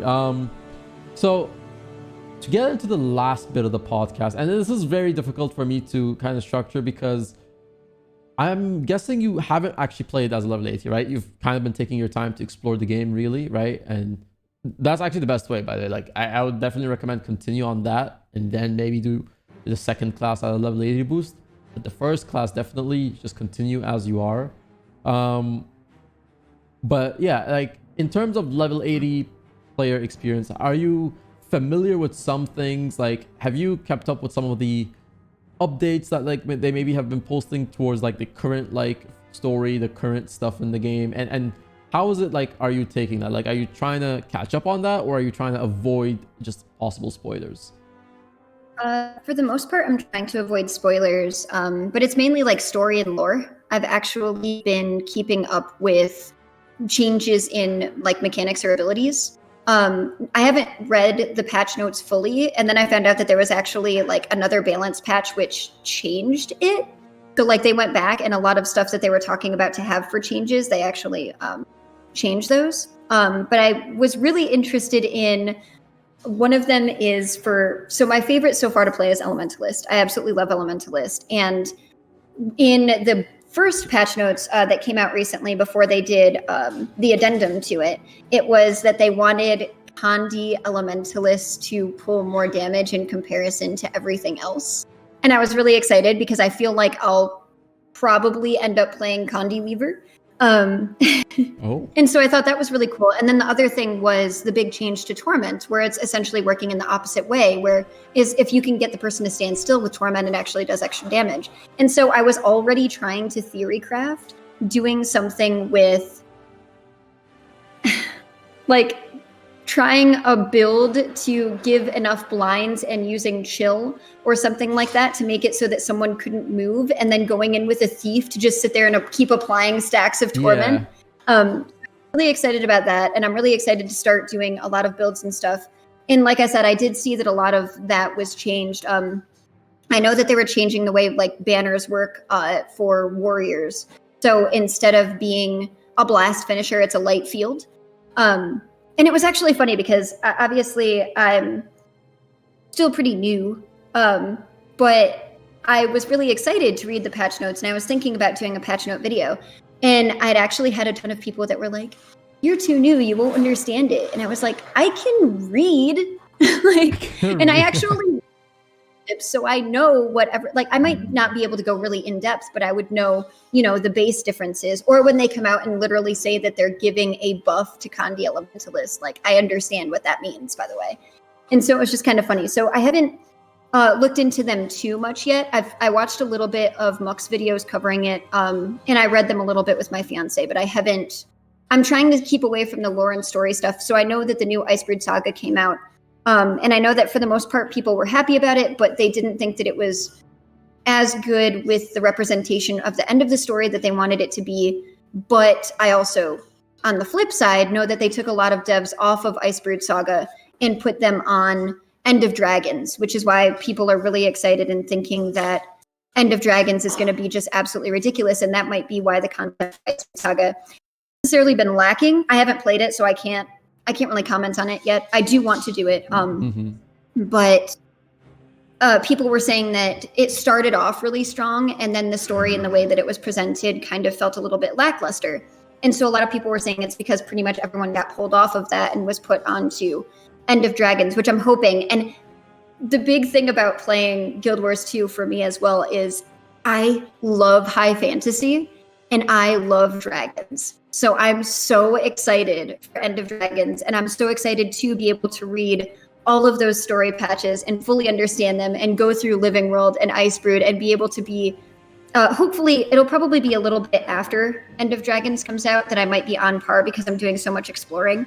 But from there, I am really excited to talk about it because I will talk about every single piece of things that I find, like potatoes, and just go off on it. I'm so excited. But right now, it's just been like... We expect like 1 hour analysis of trailers, like golden potatoes. Yeah, pretty much. So, I mean, to sum up, yeah, like the reason why it kind of got critiqued that hard was because it was a very well thought out story. Like at the start, like the first couple episodes of that was very good, like some great like character development.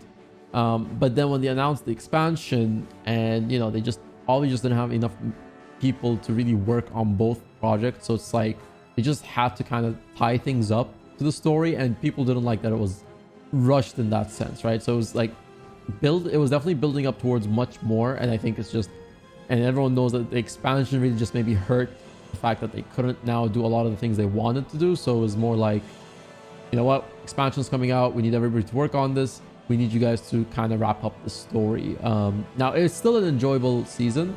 I think there's a lot of cool moments in it, but the ending, you'll definitely feel like it was, when you play it through it, you'll be like, oh, I'm sure they must have been trying to build up something way more to get to this part, and they just had to kind of, wrap it up quickly just to get to the ending. So But the other seasons, I think you will enjoy very much, like season 2, season 3, season 4.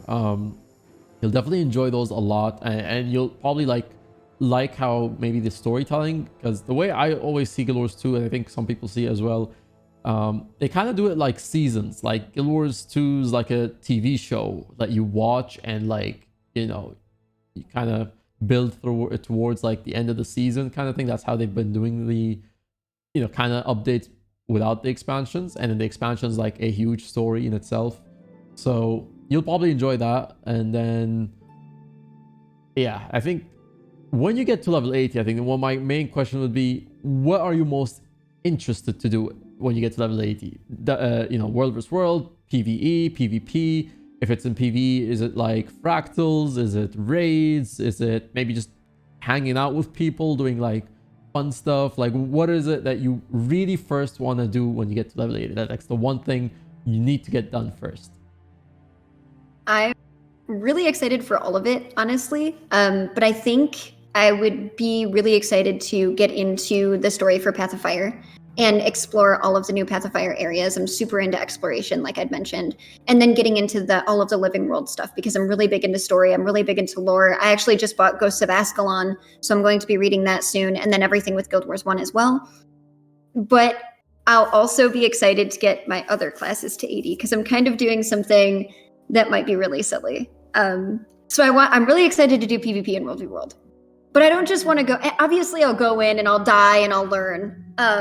But, and I keep mentioning this on my streams, the reason why I want to play every single class isn't just to do the story for the personal story for race stuff, or to try out all of the options, you know, choosing your order, and then having more choices down the road, for, you know, whatever comes up. I'm excited to do that because I love lore, but it's also because I want to see the abilities and what the abilities look like on different races for those classes, so that I can tell them apart in PvP, so that I can actually know what's going to happen from someone else and counter it. Like I'm really excited to eventually get into PvP and work on being really good in PvP. That's actually kind of what I think I'm excited about most. And everybody's like, you're taking so long to get to 80 with all of these things. And I'm like, because I like to level things organically. And they're like, well, why are you leveling all of the classes together? And I'm like, well, because I want people to come across me in PvP and World v World, and whatever class I'm on, be like, oh, that's San. No, like. Yes, exactly. High level content. I like it. So are you planning to actually get, like, when you get your first level 80, so you're planning to level up the other classes naturally as well, or correct that way? Yeah. Oh. I learn better that way. So like for me, just for comparison, so like in different MMOs, you know how in like World of Warcraft, you can have a demon hunter, which started back when it used to be 120. Your demon hunter started at like level 90 or 100 or something. Yeah. I don't remember it during Legion.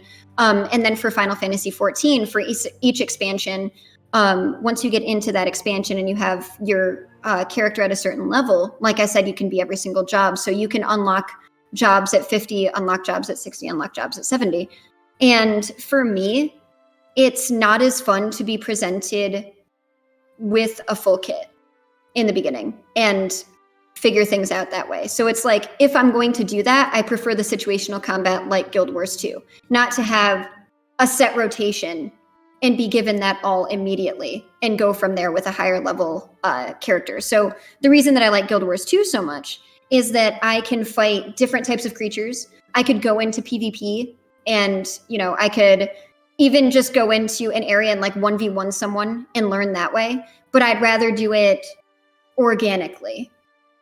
No, that makes so sense. it's just it's the way I learn. I'm better doing it, and that's the reason why I like the combat so much. Is it's like, sure, there's something that might do more DPS. There's a build that might do more DPS, but maybe I could find something as I'm leveling up and getting to that point that might be better for dodging. So I might not do as much DPS, but I could put this amount of conditions on you and never have to touch you and stay like as far away from you as possible. So you just can't hit me. Maybe I can keep you stun locked for something. So I'm more apt to do that. And that's what I say now. I'm not exactly sure down the road how I'll do it, but that's what I'm having the most fun doing now. And again, once I hit 80, and it'll probably be my Elementalist first because that's the highest level character, I will probably go into the story first and then level up the other classes just like on my own time off stream so that people can see the story on stream for Living World, Icebrood, and everything like that and see me do everything for the first time. But that's the goal, is to level everything up organically. I'm not sure if I'll have the time or be into it when I end up doing it, but right now, my Elementalist is just about 50, and then everything else is between 20 and 30 currently. Well, I mean, you're already kind of there, so I feel like by the time you reach level 80 with your main, like your other class will probably be not that far behind, right? So like it won't be as tedious because you're not just doing this one class first, you're actually doing all of them in parallel to each other. So that's probably going to help you anyway. So like by the time you're done with like the living story and you're making your way to Heart of Thorns expansion, the other, you know, characters, like you said, might be at that point where they're level 80, and you could also choose to do the story again with them, because it's you actually do the story with other characters, it's not per account. So right, up to you if you want to even continue again doing stuff with the other characters in story wise. Otherwise they could just be your level 80 characters that you use for, you know, the end game content. So yep. And I only have so even with a character my highest being almost 50, I already have 12 character slots. Wow. I have a problem. I have a problem. So we have where's Darkbringer? Darkbringer is a Arenanet dev. Dark, you know, someone mentioned they should be leaking character slot sales. I think you have a great customer right here. Let the department know. Oh wait, and if with you in here, I would just, so I want a dual dagger Mesmer and I want a greatsword Elementalist. Thank you. That's all I want. A dual dagger Mesmer and greatsword Elementalist. That's what I want. Elementalist is my favorite. Mesmer is my second favorite, but I prefer dual dagger on Elementalist, and for Mesmer, I prefer greatsword and staff. So. Wow. So Enko, time to join the 70 character slot club. So Enko is a another streamer here, right? And he has this obsession of having he has, first of all, like 5-6 accounts, and he has like almost 70 character slots on each account, and mostly for storage purposes. But like the funny thing is, like on his main account, like he has 70 characters, and probably like 40 of them, like he could do everything on maybe 10 characters, but he chooses to have different characters for absolutely no reason. And then I only have 70 on my main. Oh, I'm sorry, I missed 2. I'm so sorry, mate. So sorry, I missed 2. I you know, I thought you had 72. Anyway, not like 2 makes a difference. So yeah, that makes me feel better. Yeah, I think also one of the things that, like, to go back to leveling organically, like one thing I could definitely recommend is take your time learning each class, right? And you don't have to like you'll probably have favorites in classes. I would say like learn at least the basics of each class, and then the rest is up to you whether like you like the class or not.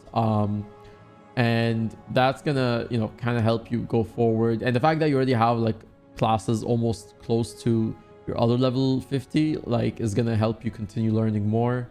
And so yeah, like one, I think a disadvantage people put themselves is like they try to learn every class in the game, like in terms of like mastering every class, and it's like it gets to the point where like you're very good at a lot of classes, but you're not very good at you're not better at one. Like you're good in a lot of them, but you're really not a master of any, right? So if Ellie is really your favorite, I would say focus on that. If it's really the class that you want to main, and you might maybe figure out another class is better for you or you enjoy more, make sure one class is like you're very good at, and the other classes you're pretty good to, like, at least be an above average player on them, right? So, but yeah, try and master 1, maybe 2, but don't try and master 6 or 7. It's very yeah, I wouldn't advise. I know, I have a problem. I say it like every single stream. I'm like, guys, I have a problem. And they're like, why are you even doing this? And I'm like, it's not even to be good at everything. It's to know what they look like when they're casting certain things. so I can literally just like bum rush them on my elementalist when I finally get to PvP. And people are like, why haven't you tried, just going into the PvP lobby? And I'm like, oh, you just wait. When I get there, obviously I know it's going to work out exactly how I want I'm gonna beat you guys there. Just you wait. You make fun of me now, but I'm gonna get over there and I'm gonna beat you, and then you can come say hi to me on street. Actually, I have done that a lot in the game where I would, anytime I get the chance, I'll advertise in the map or in the say chat. If someone's talking to you, I'm like, yeah, twitch.tv/GilMM, say hi to the stream. And then some people actually take it and like they come to the stream and then say hi. And you'll probably, when you get into PvP, you'll get people that you might go up against and they're like, oh, Xandrii, yeah, nice running into you here, but I wish I was on your team. And then I guess they'll sorry I killed you, but yeah, it's a kill world over here. People gotta win, take wins. So I'm excited.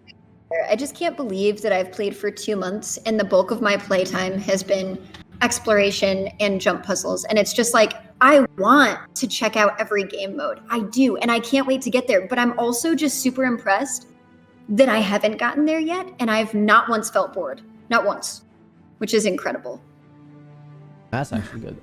In general though, do you have any plans maybe for because earlier in the podcast we talked about how we have these different communities and they all kind of do something in a way that markets the game or kind of promotes like more player I guess incentive and in a way, because like a lot of communities try to host their own things, like we talked about Gamers Giving Back, Artstuck, United Arts of Tyria, and so much more, right? You got also raid training communities and communities that are dedicated to competitions. Do you plan as a streamer to like not just be a community streamer for your viewers and the game, where like you're someone that they can go to for advice on stream, but do you have any plans to just kind of do something for the game, like competitions or events, specifically those, or anything that like gets people engaged in your Discord or stream, like they want to participate in something for you? Yeah, it's actually funny that you mentioned that, because recently my fiance and I have just started our own game studio, and are working on a team and organization for Twitch and YouTube as well. And it had started with, we just wanted to do settings for tabletop RPGs, and we wanted to do like our own mobile games, and so we're actually working on a 2D mobile game right now. And because we were so excited about doing this and bringing it to our community, we started discussing doing even more things within Guild Wars 2 that might promote more of a community aspect for the Discord, to meet new people that might even have talents for our studio or doing a team in org. And so one of the things that we're really excited about, and I'd started mentioning this at the beginning, was it's kind of, so I haven't gotten into mounts yet, but I've seen all of the skins and I know that the mounts are like pertinent to different types of maps. And they're really important to a style of gameplay or a style of exploration once you get there. Instead of just having them, I mean, you have mounts to look cool, but they're not just to look cool, they have a purpose. And so we were thinking about, because we have a guild, which we're going to be doing fashion contests in. We just captured our guild hall, so we want to have a fashion contest in the guild hall. And we're growing immensely, which I'm really excited about. And we want to do races. So we want to create a racetrack in our own guild hall and do a voiced competition with that. And we were actually talking about doing that with Hardstuck and making different tracks the initial idea was to make different tracks in the guild hall that would be good for different mounts. So like if you don't prefer the beetle, you could use, the rabbit, or whatever it's called. And if you don't prefer that, you could go on foot if you don't have a mount, or a glider track or something like that. And so we were talking about that and we were like, wait, we could find different places in Tyria that would be really good to set up a track for that. And so it's going to be, you start at a certain waypoint, you have to hit another waypoint, and then you end with a vista. And when the person actually like hits the vista and goes into the cutscene, that will show if they win or not. And we'll have it like commentators and announcers and things like that. And then anything that we do in that respect with these races or the fashion show. And we were talking about doing like different dungeon things and doing like a guild first dungeon, like our first guild group, and seeing how fast it could be cleared after you've done it a couple of times to really appreciate the experience. Yeah. And we've actually just created a YouTube channel that would be specifically to put all of those community events in there. And I would love to keep working with Hardstuck with their guides and such. And then the podcast that I've been doing. So initially, when I did the original podcast with Muck, it was just my interest. It was like, here are things that I'm into. Let me ask you some questions about them. And it'll be like a new player asks a vet. And then it turned into a lot of people who were even vets of the game or had said that they'd played for 8+ years. And they were really excited about hearing what those people had to say about the community and getting more outreach. And I was like, okay, so obviously I've had different people on, like you have not necessarily about, asking new questions or even about Guild Wars 2. But the idea is when I have creators on that talk about Guild Wars 2, it's going to have a specific point. So it was like new player questions, talking about whether or not the game is new player friendly with Teapot, or talking about whether or not the game is dead with Mela, and really focus on the community aspect and what people do for the game. And so I'm hoping that with a lot of those, as well as the guild, as well as getting things going with the community for those contests, that it'll get a lot of outreach to people who maybe just haven't tried the game, especially with my coming from 14. I have a lot of people following my YouTube or my Twitch that have probably never played Guild Wars 2, and it's so like, this is the cool thing. It doesn't have a subscription. You can play the base game without purchasing it. Check it out. And so I'm hoping that gets more outreach too. And we have a lot of really cool ideas. My fiance just took the dog out on a walk, so I'm not sure how many of them I'm supposed to say, but that's just kind of the little gist on what we're working on. Well, that's actually cool. So here's a conversation I had with Teapot with he was recently, him and Muck did a State of the Game podcast last week on Wednesday, and towards the end of the podcast we had like this idea, like there isn't many, like there's plenty of communities in the game that engage in contests and things, but there isn't many streamer communities in the game. We have very few. Like we have Artstuck as a streamer community, we have, and they do events, right, for the game. We have United Arts of Tyria, and this is actually the community that I represent with a bunch of other streamers, and we also do a lot of by the way, the Beetle races, we might help you actually on that. We can get it done. We have Beetle guilds in our alliance, so yeah. So like there's like our community as well that does events and streams as well, and then there's Iridescent. There's a couple of them in the chat right now, which is also a streamer group, a female streamer group that also they all kind of promote each other and also do events. And then the majority of the other communities, I guess you could also, Gamers Giving Back is a good example of a streamer community that also has a focus, which is charity, raising money for good causes. But aside from that, the rest of the stuff is more like just stuff that happens on Reddit. And it's like, sometimes people don't have enough coverage to really get it out there and things like that. So I think it's nice that you're actually starting something that can maybe even help. Maybe there's a few streamers in Guild Wars 2 who are, maybe in a sense, they really want like some extra help, motivation, something to kind of just push them forward. And the fact that there's more and more this idea of more groups available for you to join is really pushing more people to want to content create for the game. And people who are, like you said, like who will only have about 10 to 15 players where they're doing well, but they are slowly getting recognized, being part of a community that actively engages with them, because there are a few figureheads that can help promote them, and they can in some point become a big figurehead for the community. Like that would be great incentive for more people to get into this, right? Incentivize them to content create, to become a streamer, maybe, if not just on YouTube. And that's what it was for the podcast. It was like I wanted to get more outreach for Guild Wars 2 because, like I mentioned, I wish that there were a lot more people. And I felt the same way about 14. It was like the devs in 14 put so much into, outfits looking great on all races and just making sure that everything for content is still out on a schedule, and it's not just a raid, it's a raid story and so on. And it's the same thing with Guild Wars 2. It's like your events and your living world whilst they're also working on the expansion. And then you have all of these creators that maybe people don't know about. And so the idea with the podcast was, I'd been on podcasts previously. Let's go off on a little tangent. When I started playing some games in the past, and it was kind of like people would ask me questions, but then I was cut off a lot with what, someone else wanted to say.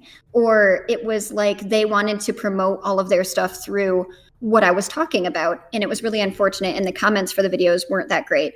And I actually had replied to one of the comments on the video and it got deleted. And I just kind of felt like that wasn't a good experience because it was literally for that person's personal gain. And so the idea with the podcast that I was doing was, A, I want to get more out there about the game.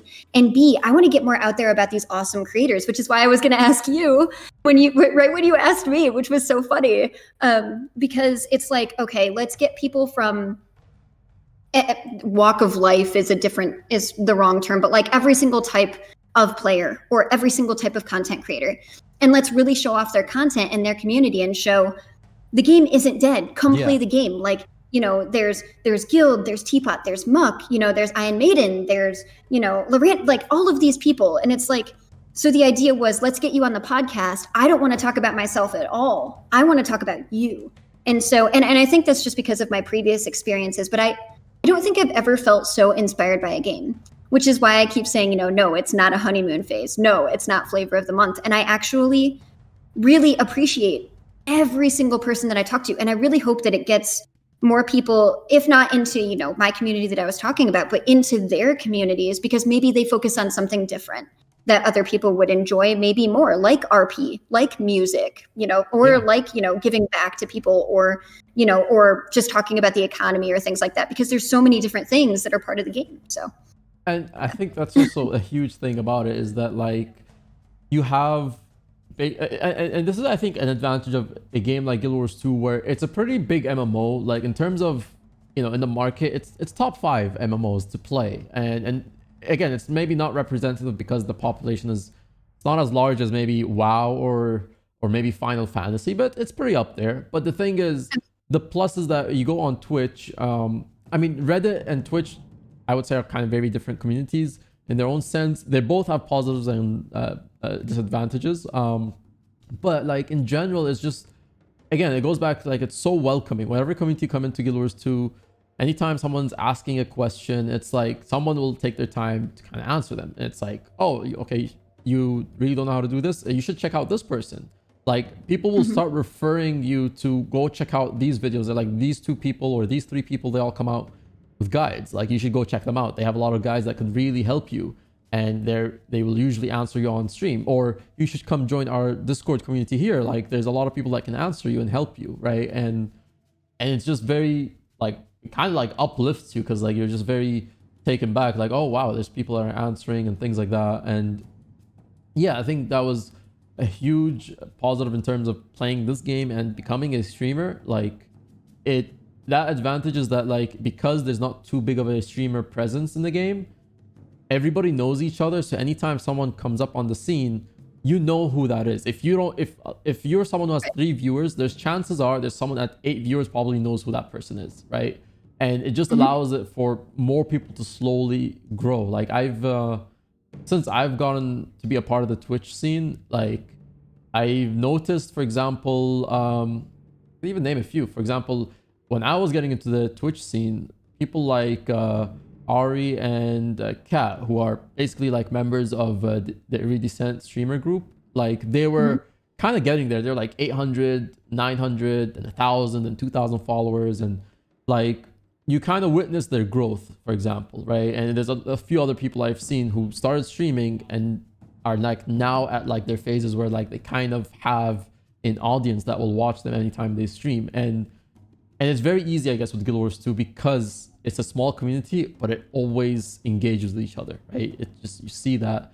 And there is, I guess, an issue of like maybe sometimes there's not enough engagement, but in terms of helping out people, I think there's a lot. And you're starting to see a lot of people take, all of this creative process, like for example, the group that I'm part of, United Arts of Tyria, it was mainly me streaming a lot of the fashion contests, a lot of the Griffin contests, Beetle competitions, or promoting guilds who are like hosting their own competitions on stream. So like now it's me and like 5 other content creators. Iron Maiden even joined us. So it's like you're getting more people involved, and also the smaller people are getting a gain out of it because now they're also being involved in the communities. So Absolutely. And getting those suggestions too, where people are just like, oh, because I've been around in the community for so long, I've been checking out this person's stream, this person's YouTube, this person. And it's like when you do podcasts, you know, people come up and they're like, can you interview this person? Can you interview this person? And it's like, I might not know that person, but I will definitely check out their content now that A, they've been brought up to me, and B, I want to showcase it. So yeah, absolutely. And I love having people be so diverse with the streams that they watch, and it makes it so that podcasts can be a lot more versatile too, which is really cool. So yeah, absolutely. that was actually a kind of one of my goals with this podcast. Like it's called a Barons Club podcast, which, you know, a baron is supposed to be like a rich person, right? And the funny thing is, like, it's kind of like a little bit like off because like I'm not just exclusively making it an economy podcast. Like the whole point of my podcast was like, yeah, to interview basically someone, a special guest, and like have them tell their story. Like I felt like that was probably the best way to engage in a podcast, because I've seen there's so many podcasts on Guild Wars 2, which, like you said, it's a lot for a game. And you see a lot of podcasts that focus on lore, podcasts that focus on maybe PvP, others that focus on just everything. And so I was like, what would be the best thing for me to do that would touch on these topics, but also actually just be different? And I was like, hey, interview people and actually have them explain their story. And it's funny because your podcast is like that. I watched your podcast with Muck and Teapot and a bit of Mela. And it's kind of the same thing. It's like, yeah, showcasing that person and then bringing a topic to discussion. And it's just such a smart way of having a podcast done, because you kind of introduce your audience to someone else, and then it just allows them to kind of get an idea of who this person is off stream, and then they can maybe check them out when they're on the stream. So right. And what was really cool about that was the way that I'd initially presented it to people was kind of, I came from a 12-hour day job at a dealership. And, afterwards, because you'd work so rough, well, on top of working with people, because I worked in an office, you'd go out for drinks or something after. And with streaming, you talk to your chat the whole time, but it's different. And so it's kind of cool getting someone else that essentially shares your same occupation, if you will. And it's just cool being like, all right, let's just talk. Let's just kind of, grab something to drink and hang out and just talk. And that's what it feels like, is kind of like, you've had a long day of work, or you're prepping some kind of video and you're done and you're just like, let's sit down and chat. What are you working on? What can I learn from you? What can you maybe learn from me? And what can we tell people with getting this done? And it just kind of feels that way. So not like going out for a beer with someone after work, but kind of just like, hey, let's grab some coffee. It might be at weird hours because, someone's EU and you're NA, which is what I did to Teapot, and I felt so bad. But oh boy. And, like, let's sit down and let's chat about the games that we love, which is really cool. Yeah. Like again, like it's just very, as a idea for a podcast, it's just very good. Like, and I think that's gonna bring more things to the game. And again, this is why I actually like this episode of this podcast, because like you're at like the topics I'm talking with you about are things that like almost never now get talked about. They do briefly, like, but like to actually talk to someone who is going through the new player experience is very different than somebody who's done it like 7 years ago, 8 years ago, right? Because right. And you're doing it now in 2021, so like it's a very different perspective than someone would have like in 2012 or something. So it's like that's usually a lot of the questions people ask, is like, what is it like to be a new player? And of course people give their opinions on Reddit and things like that, but like on a podcast, I think like on a streamer's end, I think as well, like you coming over from Final Fantasy and like you having a good following that you're bringing to the game, and you're kind of introducing them really. So right. It kind of helps show us that perspective of what it is like to see a new player go through the game in this year of the game. So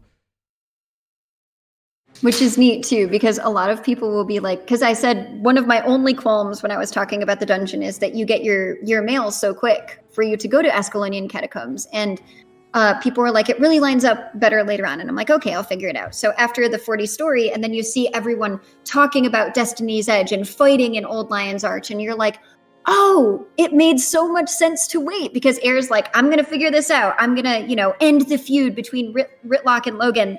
And then goes, and it's like, that makes so much sense. And with me coming into the game in, 2021, I wouldn't have known that. I wouldn't have known to wait with that mail. I could have been just really excited and gone and done it. And I might have had enough, background to do it.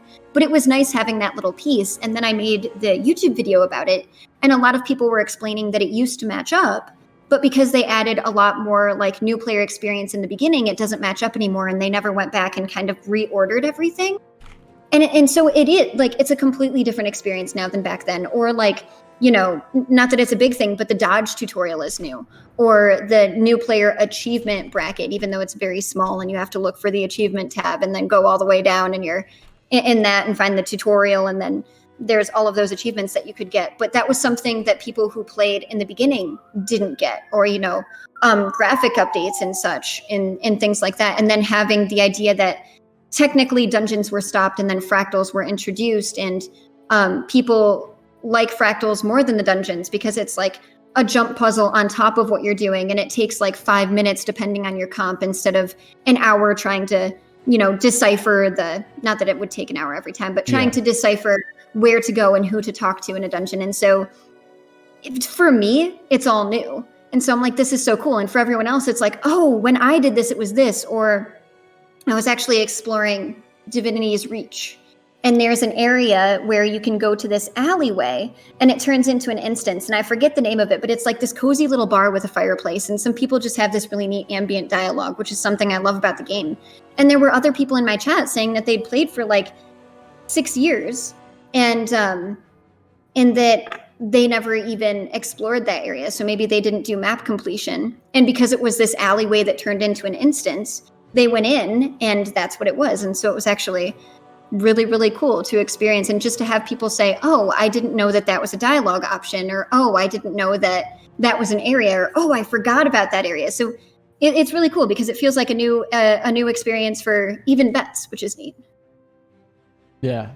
It's like, again, like I guess like those small interactions, like it's funny because Guild Wars 2 actually has a very good RP community. Like I'm not shaming any role players out there. You do your thing, but yeah, I mean, I have to say that because I usually like talk about how I don't really get RP, but there is actually a lot of role play in this game that you can go with. So a game actually offers you something that you would never even think of. Like, and the thing is, a lot of communities in the game, and this kind of goes back to like the way the games implement like features of the game. For example, you can like a griffin mount, right? Or a beetle mount. You would think that like as far as it goes, that's just a mount to help you get from somewhere to somewhere, and it has cool features.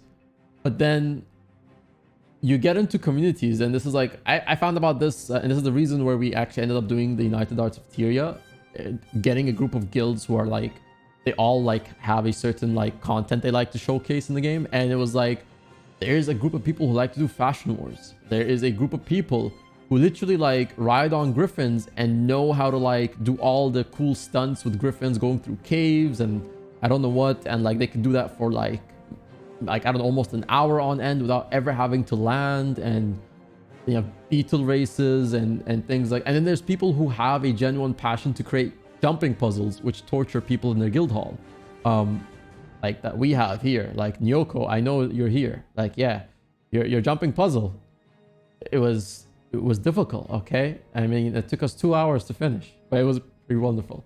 But there's communities like that do a lot of things like that, right? And it kind of like allows you to play a game within a game, if that makes sense. Yeah, absolutely. Which is why I was saying that it's so amazing that there are so many incentives for leveling in different ways. I mean, like even for crafting and gathering, getting so much experience, and people were saying you could probably get to 80 from crafting too.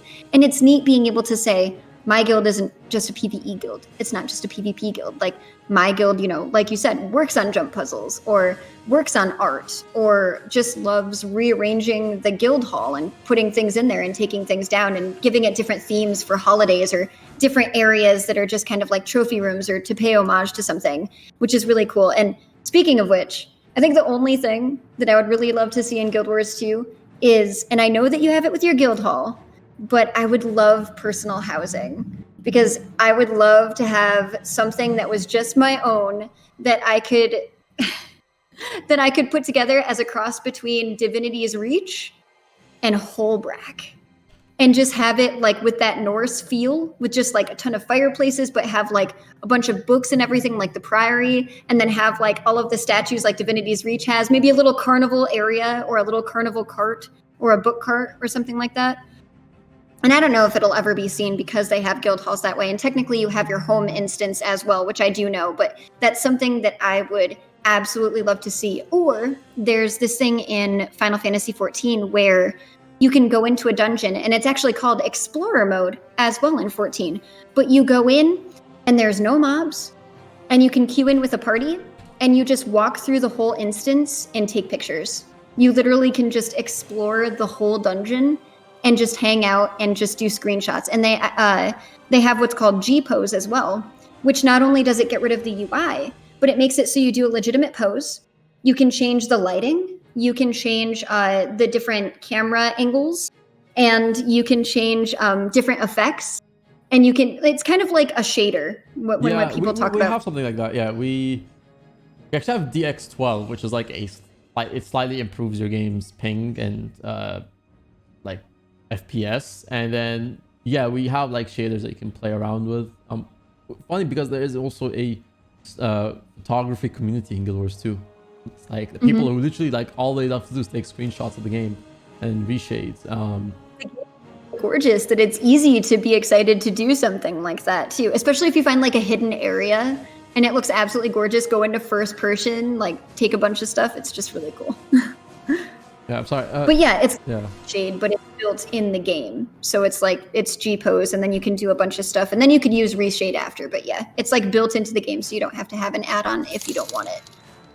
So one thing as well, and it goes back to like the fact that you have these many communities, and like again, like there's so much you can do in the game without even playing the actual game, right? And it's it makes it more fun because like you kind of explore things that you never think you'd do. Like you'd never think that there is a community to like literally there's even communities that like will decorate your guild hall.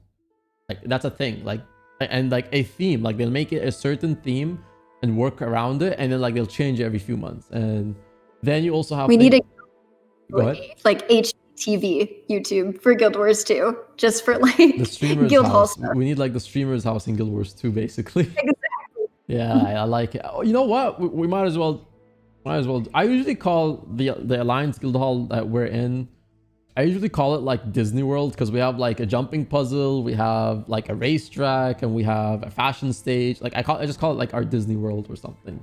So, there was a command for that photography thing. Yeah, R2, that just exclamation point Alliance. They're all in the same Discord. Anyway, so here's the thing. Trying to get off a point, but like stupid chat is like trying to distract me here, guys. What's going on here?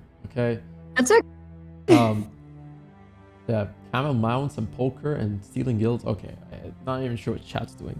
It was a really important point. It was a really important point. I've never been this flustered because of chat. Streamer house. So it was about like basically like again going back to the fact that there's different things in the game that you can do and kind of explore. Oh, personal housing, personal player housing. That was actually what I was trying to get back to because you mentioned that.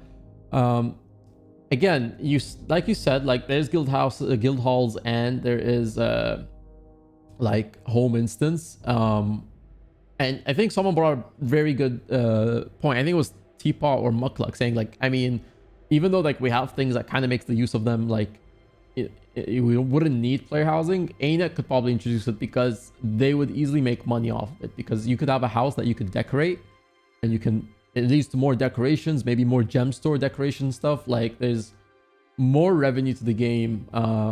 So it could be a possibility. It could be a possibility. The thing is, I think Guild Wars 2 gets a lot of kind of criticism on the gem store stuff, that they are very heavy on the gem store. But the thing is, you play a game for free, and really that's the only small thing that they make you pay for, right? And if you miss Living World content, then you have to pay for it, like if you missed it when it came out.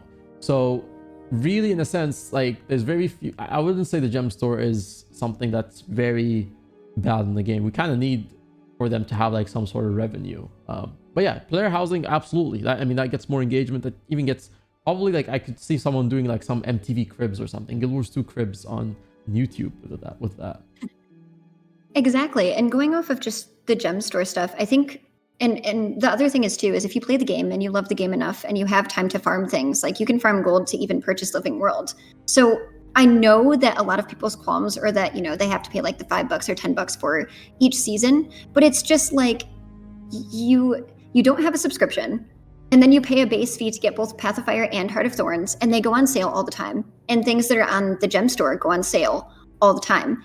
And then you can actually farm gold in game to purchase Living World. And then the other thing that's cool is if you're logged in for that time, you actually get those for free and you don't have to pay for it. So yeah, as a new player coming in, it might be irritating having to purchase them, but like devs got to eat, right? And then the only thing that you actually pay, and the only thing that you have to pay real money for is Path of Fire and Heart of Thorns. So I don't know, maybe this is a hot take, but I don't think it's that bad. I really don't. I haven't like had to farm gold or anything to purchase stuff because I've been excited about even just the base game before. I did purchase Path of Fire and Heart of Thorns though. But I haven't gotten there yet. Both expansions together, isn't that like a huge thing, right? Like most games on PS5 or Xbox, whatever number they're at with the Xbox, most games are like $60, $50 for like just a game that like you'll play for 30 hours and then you're literally probably never touch it again unless it has an online experience.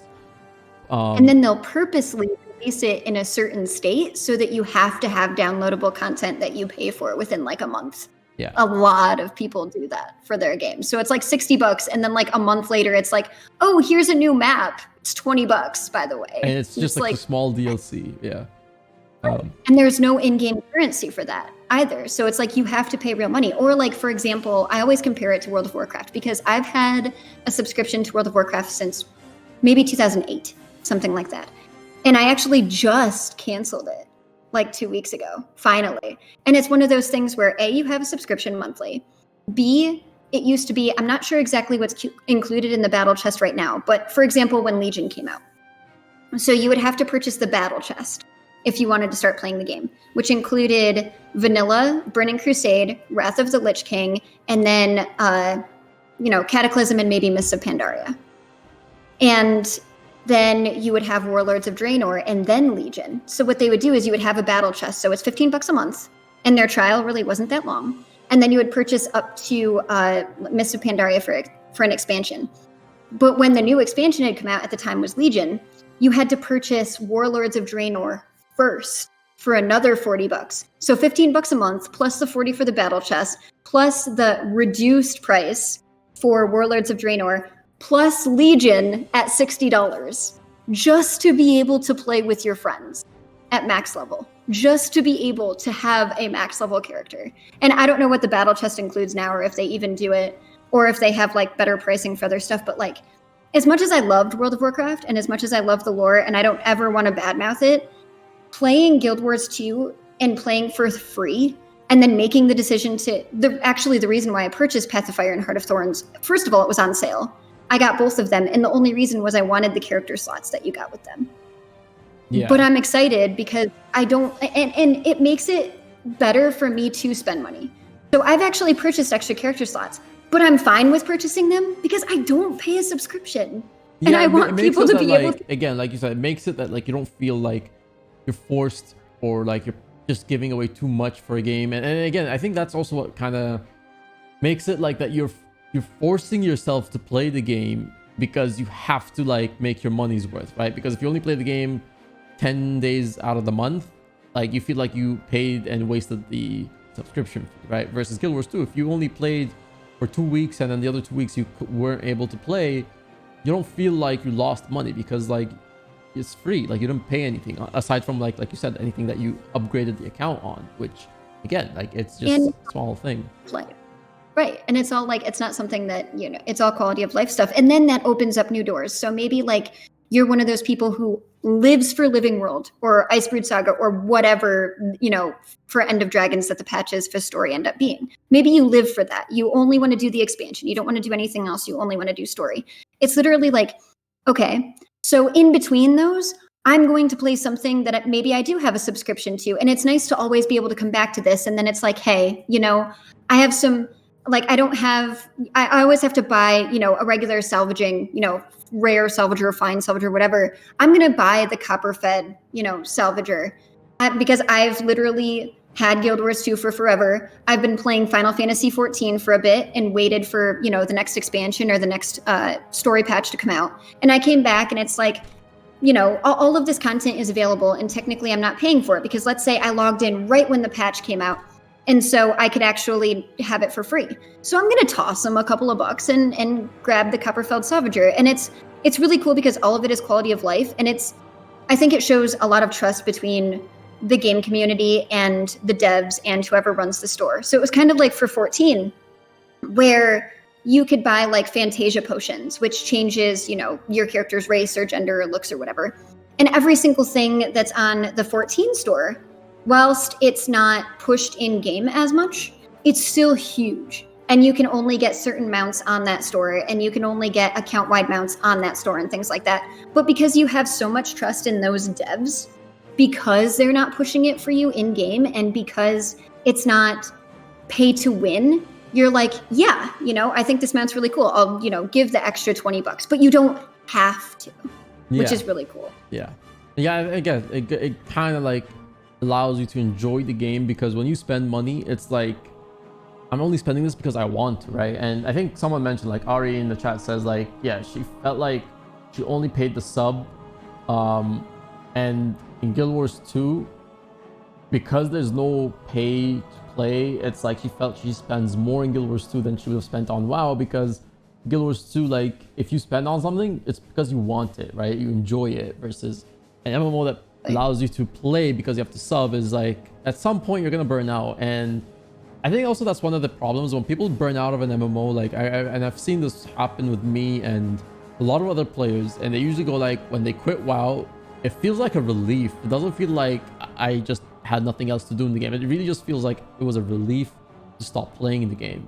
Because I can't remember I can't count really the countless times where like I would, you know, have the sub go up and like I had 3 months where I couldn't play the game because I was just burnt from the game, or like I wanted to do something else, but like I was like, oh, I'm still gonna pay the sub because I still want to maybe play it a few times. Maybe I still log in during the month. And when I probably stopped playing it and I was just like, I'm continuing only with Guild Wars 1, like, because I was playing that with Guild Wars 1 together.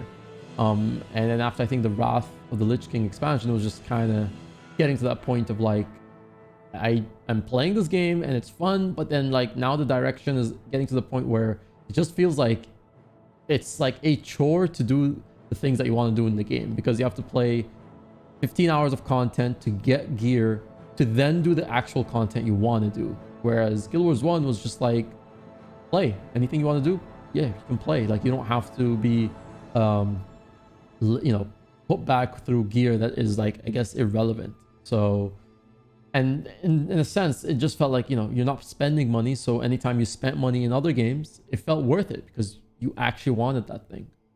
So. Right. And that's what's so great about 14 is like, yes, there's a subscription, and don't get me wrong, I'm not upset about subscriptions in game whatsoever, because obviously like we're starting to work on some stuff. Like I totally get it, you have to pay people, but the difference between like WoW with their sub and then having the gear treadmill like you were talking about, as well as dailies that you would have to do every day or else you would be behind. The difference between that with 14 and having their sub is essentially like the same thing with Guild Wars 2 is, yes, it has a sub, but you can go in and you can be excited to do whatever. You might not get experience for everything, but there's such a diverse community that's interested in other things that doesn't have anything to do with raiding, and their PvP scene is actually quite small.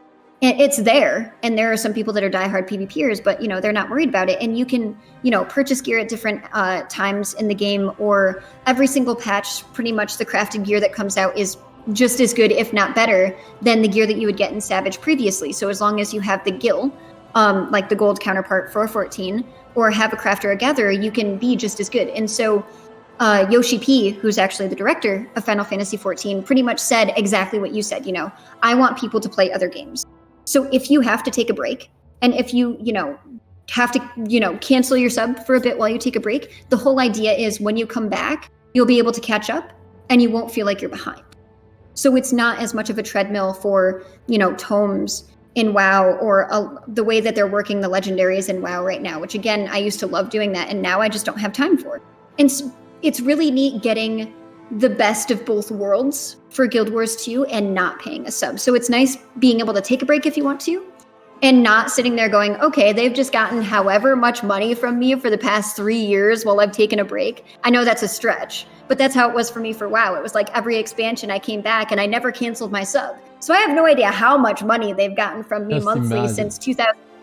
And that's like multiply it by thousands, if not millions of players who probably did it at its peak. So.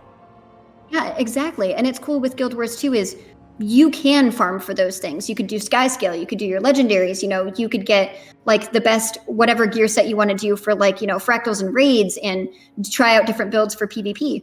But you could also take a break because all of those things will be there. And one of the things I really love is people were talking about crafting. So like I said, in 14, on one character, you can be every single job. And I was like, oh, you can only be like, 2 crafters in Guild Wars 2. And people were like, wait, it saves your progress if you swap. So you can still be the same level, jewel crafter, and then swap to cooking. Yep. Later on, and you'll be able to pick up from that level, which is really cool. It's such a neat quality of life thing, and it just makes me want to promote the game more. So it's like it's the best of both worlds, but you don't have a sub. And that's why I had this video out where it was like, I think for economy, money, like literally money wise for you, with everything that's been going on in the world recently, I think Guild Wars 2 is the best game, because you can do so many things without spending a dime if you don't want to. And it's like, and one of the main arguments was Living World, and I'm like, but you could buy those for gold. Literally only if you buy Path of Fire and Heart of Thorns. It was on sale for both expansions. You could get it for like $25 or something at one point. And I'm not saying 15. I'm not saying you can that even get the expansions as low as $15 for 2 expansions. It's incredible. And it's like, and other people were like, no, I don't like this. No, I don't like this. And I'm like, okay. But the premise of the video was for economy.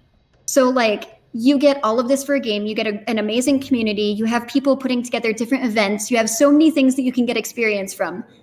And unless you want to spend money, it's free, which is really cool. So, I mean, that's the way that I took it, and I still enjoy it. So, yeah. And I think one thing that you also pointed out, and this is probably a big factor to it, is that in other cash shops and other MMOs, like it's really, you can only spend money to actually get stuff in the cash shop. In Guild Wars 2, we have a conversion system, like gems to gold, and then gold to gems. Like you could literally, if you make enough gold in the game, you can literally turn that into gems and buy the item you want in the cash shop.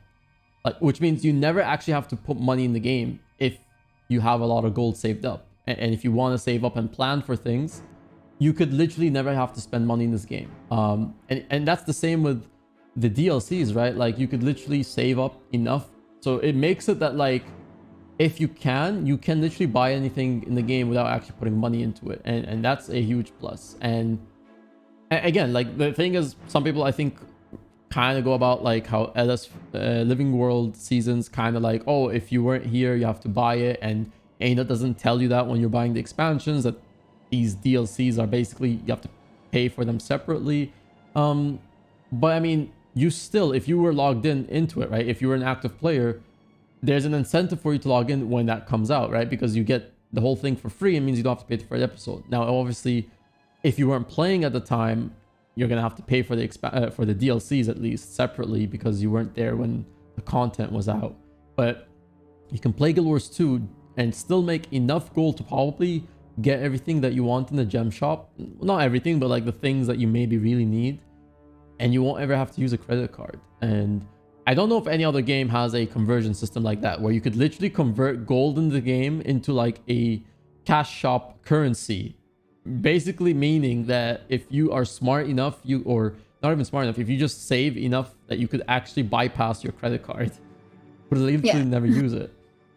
And what I think is really cool too is like the actual conversion and everything for the rates for gems to gold and vice versa is neat, that it actually like reflects actual economy, like based on like value and like how much there is for the consumer and based on need and things like that. And just every day it fluctuates, which is really cool. Like it's not us setting it by, kind of like a World of Warcraft, what is it called? The token. Like it's not us just putting it up for the token. It's literally reflecting economy, which is so like, it's so cool. And what's also cool about that is that there are also creators who focus on that and legit talk about, the inflation, or if there was ever like a depression with anything like that, and how you can do this for the best conversion rates, and talk about it like stocks, which is really cool. I mean, obviously you can do it for any auction house, but just to stop you there, guys. This stream is sponsored by the Overflow trading community. Exclamation point Overflow. Join the largest and richest trading community in the game. Make sure you do it. All right. I want to see that command. No, yeah. Go on. Sorry.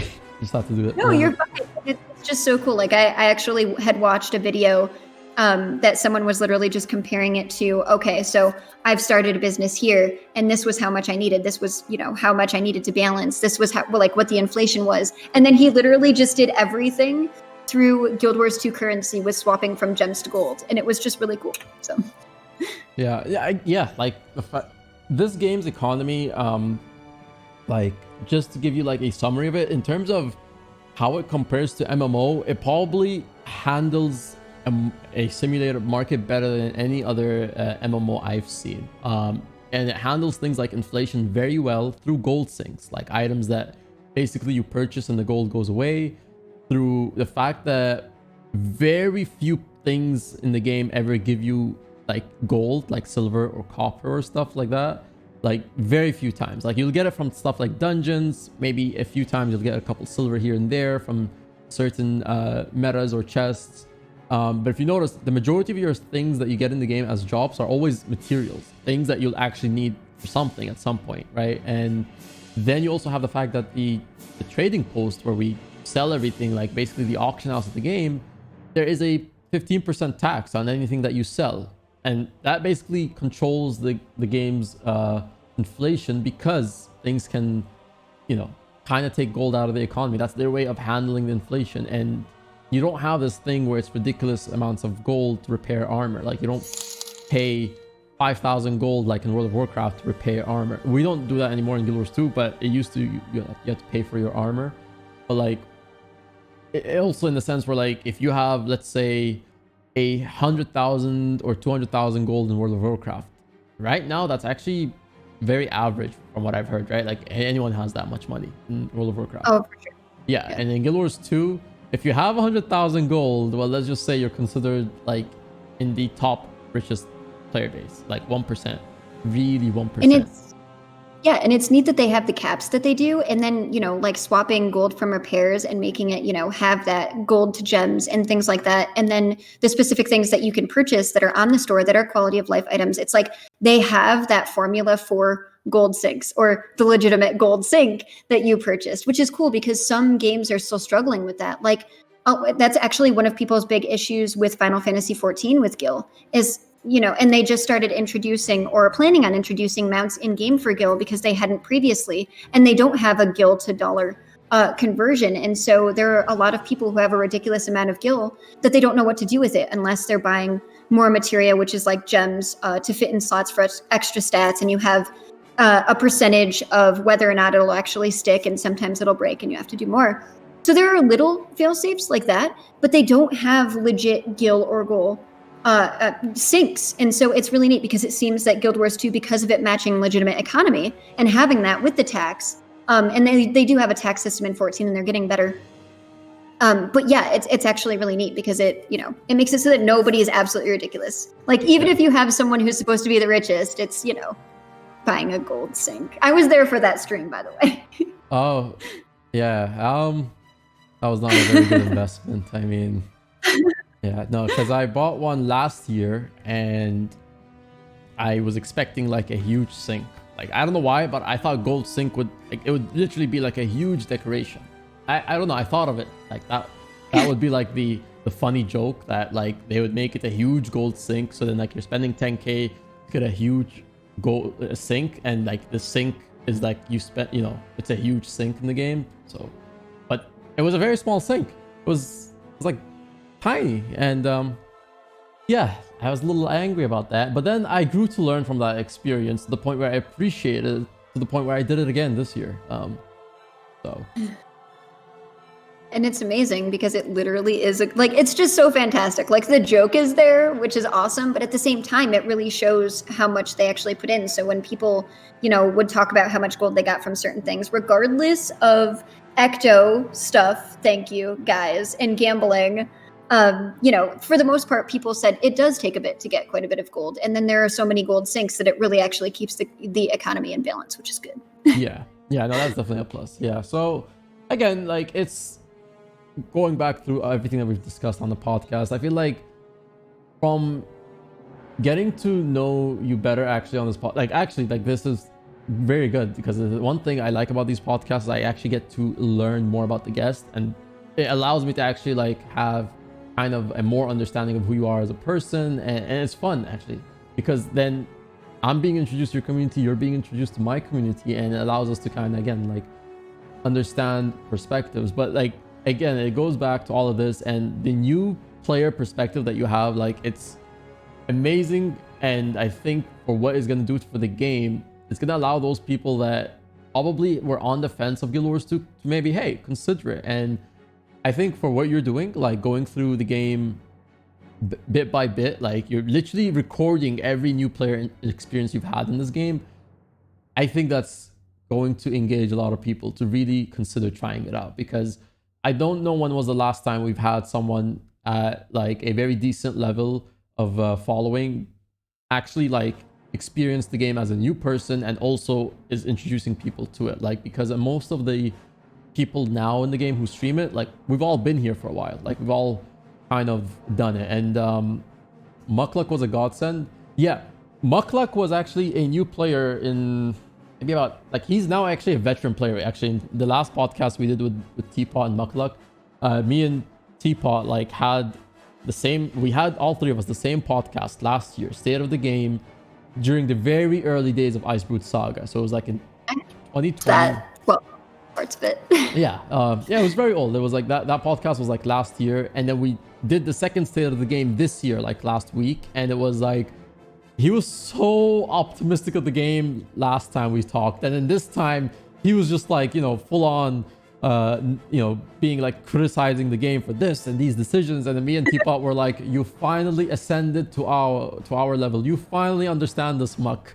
And so like I don't want to say that's where you'll get to, because I hope by the time End of Dragons comes out, that actually will get us all to your perspective, as like the game is amazing.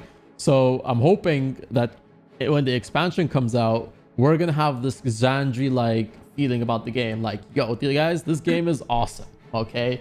And we're not gonna be our sappy old you know, veteran dinosaur perspective. But that would be fun too, because that, you know, maybe those are things that people have overlooked that might just play the game and watch it and don't necessarily create content. And at the same time, it's great to have, because you don't want to come off as somebody who's just like sponsoring the game, right? Like as much as you love the game and you want new people, you don't want to come off as like, you know, Pepsi, this great, amazing drink. You know what I mean? Like you actually want to say, these are the things I love about the game. These are the things that I think could be improved on. Devs, can we work something out? Even though not everything is the devs' fault, obviously. And I think devs get blamed way too often in games, and they shouldn't. But it just gives you more of a real standpoint. So people will come in, especially for your streams, and you doing podcasts like that for State of the Game isn't like, everything's all roses and cherries. You know, it's like, okay, here's some things that we're really excited about. Here's some things that might falter us for the game. And hopefully this doesn't come to fruition, you know, this bad feeling we have about just this portion, but it makes it seem like you're a lot more real and you don't just have a persona, and that people can trust you more, I think, especially with communities, like your own for the art and like Hardstuck and everything like that, and like music guilds, because it's like you actually have real things to say and you're not just blindly going into a game. Like the whole big thing with WoW was like everyone's just hoping that it's going to get better. So people might, trash it, but you're always going to have those people that are like, WoW's amazing. Wow, they still have this many subs. People still do this because they have to.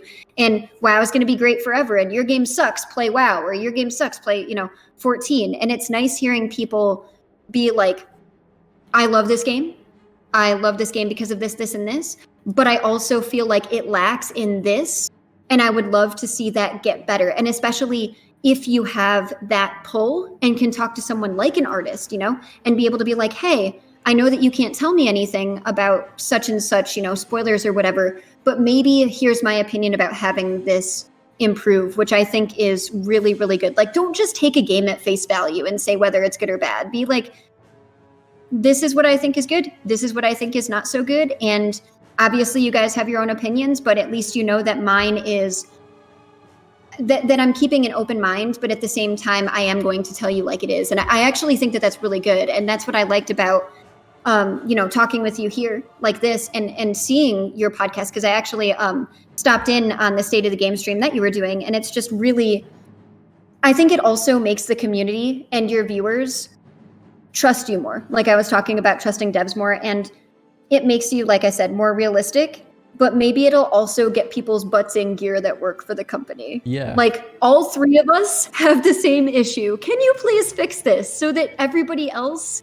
is excited about the fix? You know what I mean? So. And that's actually a very good point. Like, it's okay. I think I know like a lot of people want to always get on the good side of anything that they're trying to be involved with, and there is a good thing about that. But then like, don't ever just, if you really have a criticism, don't be afraid to let it out, right? Of course, if you're gonna be rude about it, that's probably the issue with like criticism. Like, just be kind of, I guess you could say, what is it, like, don't be rude about it. Kind of just like, you can let out a criticism, but there's a way to say it, right? Like, just be okay that if you don't like this thing, okay, say it. Like, I don't like this thing because of this, and that, right? And be okay that other people might not agree with you, right? But because that's actually the best part about like improvement, is when we all have different mindsets, right? Constructive feedback, exactly. Give it in a constructive way.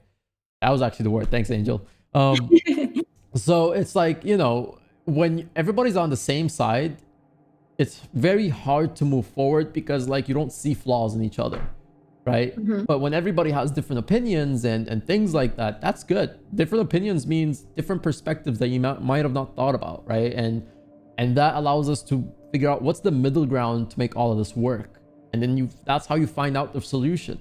But if everybody has the same answers, then it's like, what do you learn from that? You don't really, if everybody has the same answers, then it gets boring. Like, what is the point? So, and we actually get a little constructive a lot on the economy editions of this podcast, especially with me, Enko, and Sam, because, and even Teapot as well. Like, you'll find it like on all of these podcasts, if they have something very constructive, they'll really like to critique that particular thing. And it's just because I don't think it's mainly that we hate or we dislike the game like because of this. No, it's our love for the game, and this is why we have an issue with this, because you want to see the game improve, right?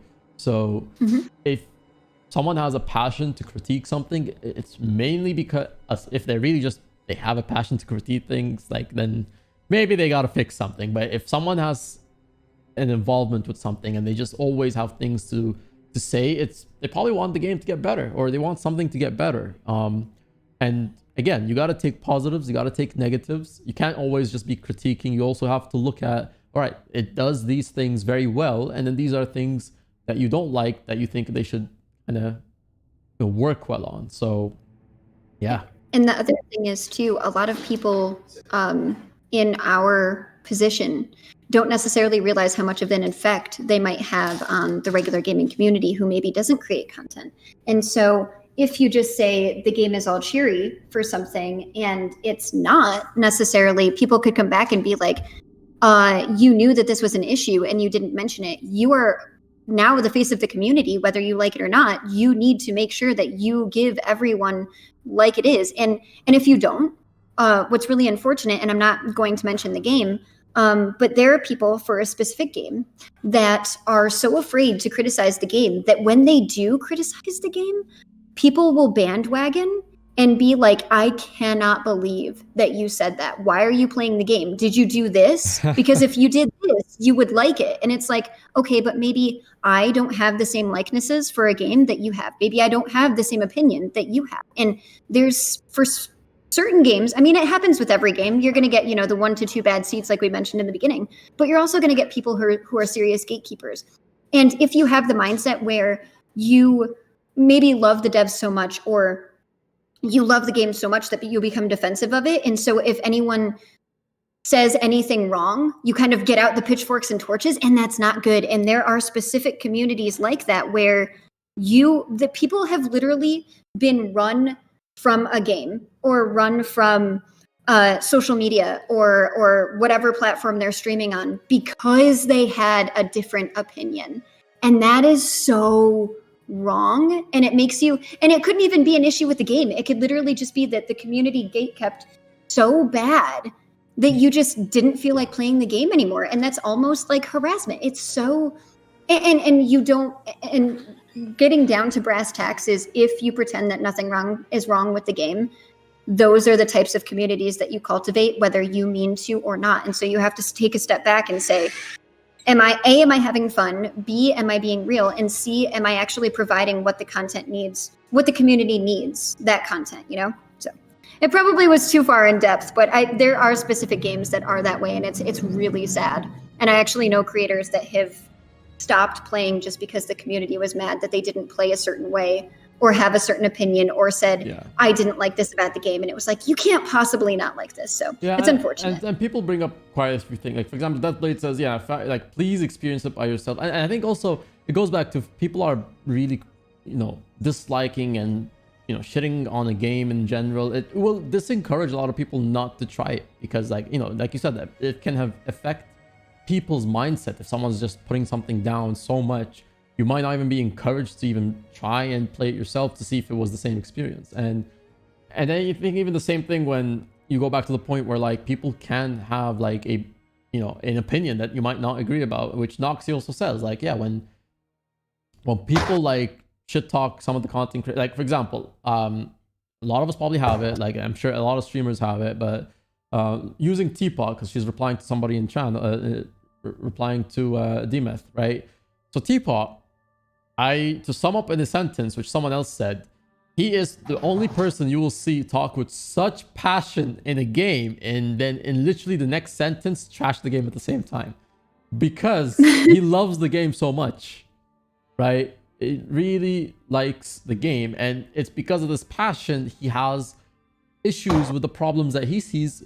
They could really make the game better. So, and anybody else, like any other streamer in this game, has probably had something they wanted to see, and then it's just like, we don't hate the game, we dislike things in the game that we'd love to see improved.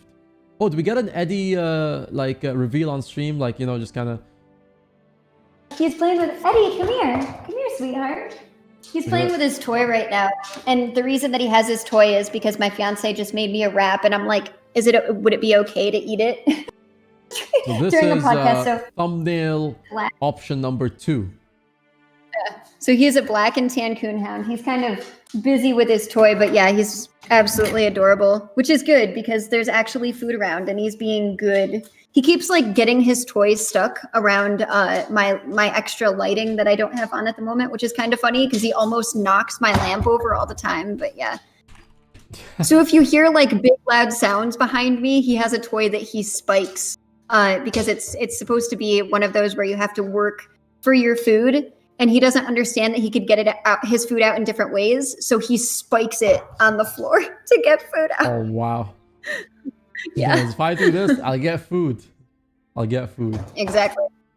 All right. Well, by the way, I mentioned that we usually go for about 2 hours on this podcast. We're almost nearing 3 hours. So yeah, I'm sorry. No. It's good. It's good because, like, I mean, I feel like if there was an episode to like really go over 2 hours, this kind of would be that episode, because it's it's very different from the guests I usually have. It's a very fresh perspective, like I keep saying. So I actually I like that we get someone else on this game, and it's good that like even in your critiquing of the game, like you don't really just keep saying this game is great, this game is great. No, like there is things like that you again go back to and say, I think this could have been better, right? Or I think maybe like I saw like I think your Ascalon dungeons, right? It was like a video you said your first experience in a Guild Wars 2 dungeon. I think you were mentioning something. You were critiquing something about like getting an item in the dungeon. I can't remember. It was like something to like progress the dungeon. You think this could have been done better, or it could have been a bit more easier to figure out how actually you were supposed to get that item to advance in the dungeon. The key in the beginning. The because key I in the beginning, didn't. yes. I was supposed to have the key, or to get it by opening all the caskets and killing ghosts. And I was saying that I'm sure there are a lot of people who open up every single coffin at the same time and just fight everything and see if they can do it. But for me, it was one after the other. And it actually wasn't the game. It was mainly that Eddie was freaking out that day. And so he kept running back and forth and barking and crying. And so I didn't get the full dungeon experience, but it was actually something that I liked more about Ascalonian Catacombs rather than other dungeons that I've done, because a lot of them were, let's pull every single thing to the wall and try to heal through it. And then in 14, it's like your healer does more DPS, and then if you die, you just res them, and you would just heal with your off GCDs. And so it's like as many things as you can pull and whatnot. And so it was actually really cool for me that you had to find a key to open the door. And then right as you do, a mini boss comes out that you have to fight that has actual mechanics. And the only thing that I didn't notice was that some of his mechanics wouldn't be telegraphed. And so I would have had to like zoom in to see some of his tells, and I didn't. And at the same time, I was trying to mess with Eddie. So it was like, that was one thing. And then the only qualm that I really had was just that not having everything match up. But one of the things I thought was really cool was you get to this one room and there's a boss like up on this platform, and you have to throw rocks at him to get rid of this shield to have him come down off the platform and kind of fight his minions, which was really cool.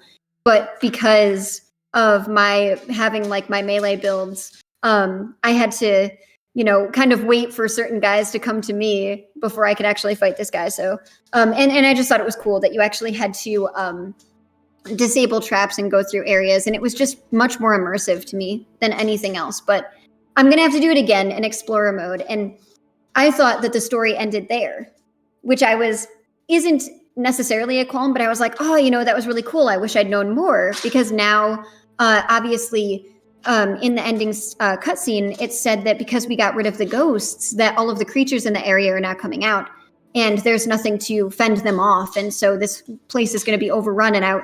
And I was upset because I was like, I would have loved to see that. This stinks. Like, they can't tease me like that. And then people were like, no, Explorer mode is like 3 other stories of that. And so you actually do get to experience it. And I was like, oh, that is so cool. So that was one issue I had, and it was resolved in that same stream. People were like, yeah, you can do it again, and it's completely different. And I was like, oh, well, fine. I'll do it again then at some point. I haven't gone back in yet, but I do plan on doing all of the other versions. So That's nice. Yeah, like again, it goes back to like something that could have been done better in the dungeon. And I would say like you'll probably enjoy, if you like lore a lot, the dungeons have some nice story content. And yeah, you'll probably enjoy them a lot. So one thing about you've watched Marvel, right? The MCU, all, or at least most of the movies. I've seen a couple, yeah. You've seen a couple. So like you see how like at the end it builds up to all of them being together in the Avengers, right? Yeah. Yes. So this is kind of what it feels like with Destiny's Edge. Like it builds up to trying to get them together, if I could explain it, basically, because that's basically the premise of the first game, is like you're trying to get Destiny's Edge together, and you're going through like Ritlock, and I think Air and Ritlock are with you in Ascalon, right? I remember. Well, you're going to find Air, and you go in with Ritlock because Air is going to get the other sword. It's like Magdare or something like that. Oh yeah. And she wants to, because it's like the opposite blade. Like they call them the twin blades, but it's opposite. And Ritlock has one, and she wants Logan to have the other to kind of like, sever or get rid of the severed ties and like repair everything. so that they would have to, they'd feel better about fighting side by side, which is really cool. But yeah. Yeah. Oh wait. Don't forget to show the trailer at the end of the stream. Problem is, that the stream, so it's like kind of lagging right now. So sometimes, very few times in the podcast, you kind of glitched a little bit for a few seconds, not that much. Yeah, my Discord connection to you hasn't been. Yeah, the thing is, like, also Twitch does not have a server in the Middle East, so like I'm literally connected to Singapore of all places to get a stable Twitch connection. Today is not one of those days where it's cooperating too much, so I probably should have selected another server, but when you go live, you can't change the server anyway. So yeah, if I show the trailer, it's going to really lag. So, but yeah, he's mentioning about, like, we do a cosplay contest for this month. We do fashion shows every month, and this month's theme is cosplay contest. And I think because I mentioned the MCU, like, we kind of like made fun of it, like in the cosplay trailer. So he wanted to show it maybe on stream. It's too laggy though, can't show it on stream. So Xandrii, we have talked about a lot of things today. We've talked about your journey as a streamer, content creator, how you found Guild Wars 2, your passion for the game, and what you saw in the community. And, we've talked about a lot of comparisons between MMOs, from criticisms to the benefits to the player experiences in MMOs and communities, right? And we're getting to the end of the stream now, and really, what is it that you're most excited for in the most, coming months of the game? I know that you mentioned that you're excited about the getting into PvP and getting into, the living seasons when you hit level 80. But aside from that, in the next coming months, what are you most excited about? And it could even be with regards to your organization, your gaming organization that you talked about. Sure. So I'm excited. Well, first of all, I'm excited to do Caudicus, because I actually just came across some statues of Caudicus in some human areas that I'm really excited about. So I'm excited to see how that ties in, and knowing about him and knowing about the human background, or at least as much as I do know, and doing that dungeon. I'm excited about the explorer modes for Ascalonian Catacombs and just all of the exploration that I've done, because again, the game is so gorgeous. But I'm also excited, and I guess the best place to unveil it, I guess, is now, until I talk about it on YouTube. So mainly I've been streaming Guild Wars 2 Monday through Friday, between 10 and 11 to about 5, depending on when Eddie gets antsy. So probably not this week, but maybe next week. I'm toying with the idea of actually streaming on the weekends, so I'll probably do a Sunday stream. And then on Mondays, I'm actually looking forward to doing a double stream. So I think on either Mondays or Tuesdays, I'll probably stream from either 8 or 9 to about 1 or 2, take a couple of hours for a break, and then get back on and stream again for NA. So essentially what's happened since I moved from New York to Wisconsin and started streaming full time, I've mainly only been on around EU hours. And so a lot of people have been playing with me on NA servers, but they're not, they're mainly from the EU. And so I haven't been able to hang out a lot with my NA community. And so I'm either picking one day, which would either be Monday or Tuesday, or a couple of days during the week, and streaming from 8 or 9, like I said, to 1 or 2, and then taking a couple hours off, and then streaming from, either 4 or 5 to like 10. And again, adding Sundays and just having one day off. So I'm really excited about that. And hopefully it'll get me to level more and experience things a little bit quicker for people. And then I'm also really excited because I've started a YouTube-only series. And my YouTube-only series is just Guild Wars 1. And it's not really going to be my impressions on everything. It's literally going to be like, I played this much of the game so far. Here's the footage. And I'm just going to record it offline and post it on, on YouTube, and it's just going to be that. And then my cooking through Tyria, where as I cook and find recipes on my main, we will be doing that IRL and posting those on YouTube, and that's a YouTube-only series. And then one of the things that I'm really excited about that I'm working on, so it's not just a team or an org, we're actually working in game studio stuff. So we have a 2D game that's actually going to be focused on a cross between old Final Fantasy and Fire Emblem. And so we're working on that. And the class system isn't going to be like you pick a class. It's going to have a bunch of different talent trees and abilities and factions, essentially. And so depending on what you pick, that kind of gives you your class at the end. So we're really excited about that. I don't want to unveil too much. We're working on our own tabletop type game and we're calling it Dollar Pints. And that's mainly my fiance's thing. And so that's just going to be a cool RP tabletop thing that's completely different from D&D and Pathfinder, but you'll be able to play it at, wherever home or places like breweries. It might be out on the table, which would be really cool. I'm working on my own D&D 5e setting because I love the Norns so much and I really love Norse culture. So it's actually inspired because of Guild Wars 2. It's going to be a Norse setting, but it's going to have a lot of Lovecraftian type creatures. Which I'm really excited about. And then Chalk, my fiance, is working on his own Pathfinder 2e setting. And so we're really excited to post all of those. And we don't know exactly how quick they'll be out. But I'm essentially so excited about Guild Wars 2 that I'm posting different content on different playlists every single day for YouTube. And like I said, just the possibly double streams starting either next week or a couple of weeks and then going to streaming on Sunday instead of taking both Saturday and Sunday off, and I'm really excited about the whole journey. So all of it. I'm excited to go back to the Priory and see what they have for me too, just because I love dragons and books. So that's another big thing because they're all like for the nerds and for the books, and I just love them. So I can't wait to do more for the Priory on my main. You greet everybody on your YouTube channel with "Hey nerds," right? Yes, I do. Yes. And some people don't like it, which is so my community was the nerd herd. And so I normally do it for my community, for my subscribers, and I say, "Hey nerds." And I've literally had people comment on my videos that are like, I'm having her be rude to me the moment that I watch her videos. Or someone actually posted, they're like, "If you want to like on your video, stop calling me a nerd." And I'm literally like, how about no? How about no? I my like it. community.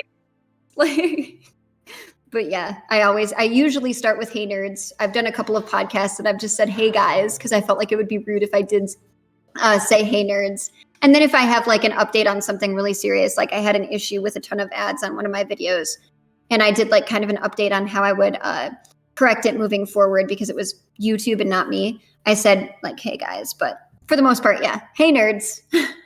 Well, so back in university, when I was doing presentations for one of my business classes, the professor made it a thing to say, if you ever start a presentation with "Hey guys, I'm going to mark you down." And then he was like, use "Hey everyone," "Hello everybody." Don't say "guys" or "all right guys." Like, don't use informal language. He's like, I don't want to see any of that.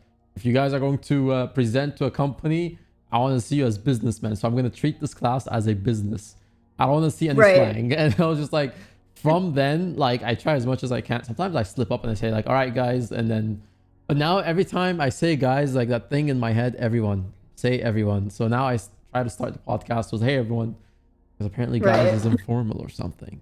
Well, it was really funny. The first time I had somebody that was upset with it, I was literally like, well, my guild, the inspiration for my guild is Quaggins, and we joke about the Quaggins being Papegas. And I was like, so do you want me to say "Hey Papegas" instead of "Hey nerds"? Would that make you feel better? And I was a little bit snotty about it. I shouldn't have been, but I was a little sarcastic. Like, you want me to start with "Hey Papegas" or do you want me to start with "Hey nerds"? So that was kind of bad. But it was kind of like, and then I was joking about being like, "Hi guys who have completely same interests as me, who play the same MMOs and look for lore videos, but are not nerds, and you're just hanging out just for fun." But I thought that would be too long. So just "Hey nerds." Hey nerds. I often use "Hey peoples." Actually, Souls is another streamer here. He does peoples as well. He calls them subs, I think, the People Club or something. Right. Yeah. I mean, I guess different. I mean, nerds is like, I felt like it was, when I saw the video, I was like, okay, so the community has to do something with nerds. So I'm assuming that's why it's the thing, right? Everybody has something, right? So yeah, like it's your boy Asmongold. So mine was "Hey nerds." I usually call a lot of I don't actually have a specific thing. I usually call my community a bunch of things. I call them plebs or mostly Papegas, because every time someone does exclamation point rigged in chat, which is the command to one of my giveaways, people all of a sudden start typing exclamation point rigged in chat. I'm like, have you seen a bot somewhere tell you that there's a giveaway open? So why are you copying the obvious troll? So See? That's why I was like, hey nerds, or it's gonna be hey papegas. yeah. But it's like Zepla, hers is hey buns, because she mains a bunny character in 14 and she always wears ears. So hers is hey buns instead of hey everyone. But yeah. I have actually had people be upset about it. And what's even funnier is that people are like I had said, someone was like, if you want a like on your video, and I'm like, oh hun, I don't really necessarily need your like, but I appreciate it. Can you get down? We call those people lemmings in Muck's chat. I like it. Like, yeah, I think I've heard someone say that one or two times. Sorry, Eddie's getting rambunctious. Yeah, he's getting excited. Because I still have my desk. Food. I think he wants his food. Anyway, so Xandrii, now this is the part in the podcast where, you know, you kind of talk about what you're excited about. And now is really just to give you a chance about anything focused that you would like to bring attention to that you're working on now that you want the chat to figure out. So this is like your closing, you know, all cameras are on you. The floor is yours. What do you want to let the chat know before we wrap up the stream and figure out who we're going to host? The floor is yours.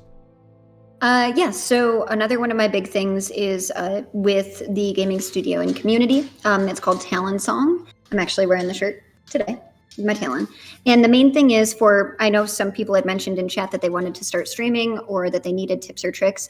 And there are, unfortunately, a lot of organizations or teams that focus on things, again, for their own gain and will use other people that they invite as to be a team. And it's literally just to get more people to their channel for promotion, which is really unfortunate, or they'll just kind of like use people in a lot of other ways. And the idea for this is not only the game studio, which we're looking actually for developers and artists. So if you know of any or, you know, anything like that, send them our way. But the other thing is I want to give people legit tips and tricks for things. You know, you want to start streaming, this is what you need at bare bones. You want to start doing this is what you need. And because I myself, when I started creating content on YouTube, I was following someone who acted like he was really wise and told me to do certain things. And it might work for his channel, but it didn't work for me. And it actually was a serious detriment to my channel and to me as a whole. Like I ended up being a lot of stress. I had a lot of stress because of it. And I think that there's a lot of things that could work for a lot of people, and there isn't necessarily a full formula. But essentially what I want to do is tell people, you know, here's certain things that you should listen to and take seriously. Here's certain things that you should not, based on your personality, as well as a lot of people think that you have to be Twitch partner to get sponsorships and promotions for things. And that's absolutely incorrect. There are a lot of people that essentially just want you to promote their product that are for a good cause, like Humble Bundle with having some of their portions go to charities and things like that. And so I want to help people in that respect and let them know, okay, these are specific things that I know that you'll automatically get sponsored with or partnered with and things like that. And I don't want people to feel like they're constrained based on what game they're playing, based on the community and the viewership they have, and based on not having Twitch partner. And I think that a lot of people in that respect let others that are pretending to help them take advantage of them. And it's not always the case, but essentially I just really want to help people get started and not do like a follow for follow or anything, but be like, okay, I've given you all of the tools and resources, and now you run with it on top of our dev stuff. So that's kind of my main little baby project right now that I'm really excited about. And then the other thing is to starting Guild Wars 1 YouTube only. And mainly my stream content is going to keep being Guild Wars 2 for now. But I also want to start playing Lord of the Rings online and Star Wars The Old Republic, which will also be YouTube only. So you can see that soon, and hopefully those will be a lot of fun too. That's exciting. I kind of want to add to that closing point is that, not everything that works for someone will work for you as a content creator. So, and tip, as Ari said in the chat, you don't actually have to stream every day unless you want to be muckluck, but like you actually don't have to stream every day. And I think he even advises if you can actually stream every day and you want to go for it, go for it. But If not, then it's really no use to do it. And just, you know, you don't like, also one thing that Xandrii said is yeah, you don't have to actually be a Twitch partner to, which I should really start applying. I have not applied for Twitch partner, by the way, but you should. What's it called? You have awesome, just saying, you should. I want to get it on like my first try, so that's kind of the thing. But the people tell me like, you're stupid for waiting. You're losing money by not applying. I'm like, yeah, I know. So yeah, again, you actually can get sponsored by a stream for, or a game or anything, if you have a decent following or you have something to bring to the table in any sense. And for anyone, it depends on how long it takes you to get there. But once you actually break out of that, and once you figure out your formula, things will work for you, right? You just have to fine tune your formula. Absolutely. There's nothing that's the same for everybody. So yeah, excited for your gaming organization, Xandrii. Hopefully, maybe we can collaborate between United Arts of Tyria and your Talon. Was it Talon song or? Yeah. Yep. And that would be amazing. That would be a lot of fun. I'm sure we could figure something out. Yes, we're gonna do a collaboration between our communities. We're gonna do big prizes. We're gonna do big events, big stuff, and then yeah, I mean you're pretty much going to help out a lot of streamers. So I think that's actually gonna be fun, because there's a lot of small streamers in Guild Wars 2 that could honestly benefit from this, and it would be interesting to see people grow into another organization. More organization, the best. We have a few streamer groups. There's always room for another. So excited to see how you handle this in the next couple months. Absolutely. That is today's podcast, guys. You'll find this on YouTube, on my channel, probably like not tomorrow, maybe on Tuesday, because I kind of want to let the guide that I released today breathe a little bit. Like I don't want to release another. I've been releasing videos almost every day this week, and it's kind of messed up my upload routine. So yeah, you'll find this podcast with Xandrii on Tuesday. You'll probably find it on her channel sometime later if she recorded. I don't know if you recorded, but if you did, then I did. I'm just trying to figure out what to do with it at the moment. oh, okay, yeah. So you probably see with it. But I see yours. So okay, so you're gonna find her socials. If I've seen one of your devs or mods in your stream posting them. Yeah. So if you could post Xandrii's socials here, you'll also find her socials on the YouTube channel as well. You can check out all her links there. Like I think I even have her Discord if you guys want to join her Discord as well. It's been fun catching up and getting to know you, and I hope we probably do another episode at some point when you are level 80 and you have the veteran experience. Exactly. So, talk more about all of that stuff that I'm missing out on. Yeah, exactly. So exclamation point socials, guys. Now for my socials, my time to sell out for the stream. All right, exclamation point socials. Right, go on the YouTube, go on the Discord, Twitter. Follow me on Twitter. There's a particular tweet I'm trying to tweet Arenanet for partner. And you know we're trying to get Arenanet on board with MM getting a partnership. So if you guys want to help me get Arenanet for partner, retweet my tweet somewhere in Twitter. Someone will actually have to go find my Twitter post to post it, because I don't remember where it is at this point. But yeah, those are my socials. I also have an Instagram, which if you may or may not like my beautiful face, you can go there and like my pictures. Exclamation point GVG tweet. We are doing the largest and most ambitious GVG tournament in the game happening in June, guys. Exclamation point GVG tweet for all the information. Go to the Twitter, upvote or retweet and like, and then also go to the Reddit and upvote the Reddit. All right, we're trying to get as much as we can. Already over 100,000 gold worth of prizes donated. Already about close to 20 guilds going to compete in the GVG tournament. Beautiful things. All right. And yeah, if someone can actually go find, someone found my tweet. No, they didn't. I need to go find that tweet. I'm not gonna stop until I see more retweets. Get Arenanet to acknowledge me. You know. Yeah, I'm not partner. This is a little awkward, but I am not partner. Someone actually, we'll get there. Someone actually mentioned like what you came into the game, and someone came into my stream like, MM, did you see that new player? She got partner in less than 2 weeks, and here you are, you and Souls, and these people can't even get acknowledged. And then I was like, I'm more pissed at Arenanet, really. I'm not like you getting partner, and then they were like, how can she get partner for less than 2 weeks? And I was like, well, I mean, she brings a following. At the end of the day, she's got the numbers, so why wouldn't she get partner, right? Like, that's not out of the question. So it was like, I think like they felt like a little salty on you, but like I was trying to correct them and say like it's not really her fault. Like she actually is pretty good. She deserves a partnership. Like there's absolutely no question about it. If I was to direct the anger, I'd go to Anet and be like, Anet, where's my partnership? Give me my partner. Anyway, that's the tweet. Go retweet, guys. Go give me my partnership. Anyway, I'll retweet it. yeah, retweet and like it. Yeah. Xandrii gets a partner who have freaking petitions to get a partner. That's actually, yeah, no, but honestly, yeah, no animosity, guys. Make sure you actually support Xandrii. I mean, like, it's someone who's coming into the game with a fresh perspective, and like, it's very refreshing to see that, and it's very exciting to see that she's bringing in a whole different community that hasn't been introduced to the game. So go support her, and she's working to get a lot of things done for other players and maybe hopefully improve their experience as content creators and in-game stuff. So, you know, like, it's just, there's always good about this, right? So go support her. Wonderful person. It's a pleasure listening to you and speak your story on this podcast. I'd love to have you again in the future, and hope to see your streams and continue seeing those videos where you release your experience about the game. Yeah, this was a lot of fun. Thank you for asking me.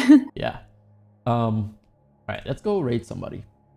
You said the best. It's Anet's fault you aren't partnered. I feel like I'm not partnered because I am a trader in the game, and I guess maybe trading with kind of, yeah, I don't know. I don't know. We have a traders, like we have a very huge, I don't know if it's hate, but there's a lot of people that don't like us. I would say dislike. A lot of dislike to us. All right, we're gonna raid Yaxon because he's a very wholesome content creator.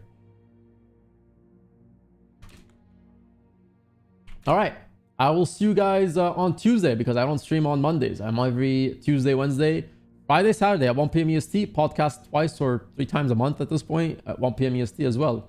And then yeah, let's go raid. Appreciate you guys all for being here. Until then, I'll see you when I see you. Check out Xandrii. Check out this video. Subscribe, like, you know, do everything, and then let's get ready to raid.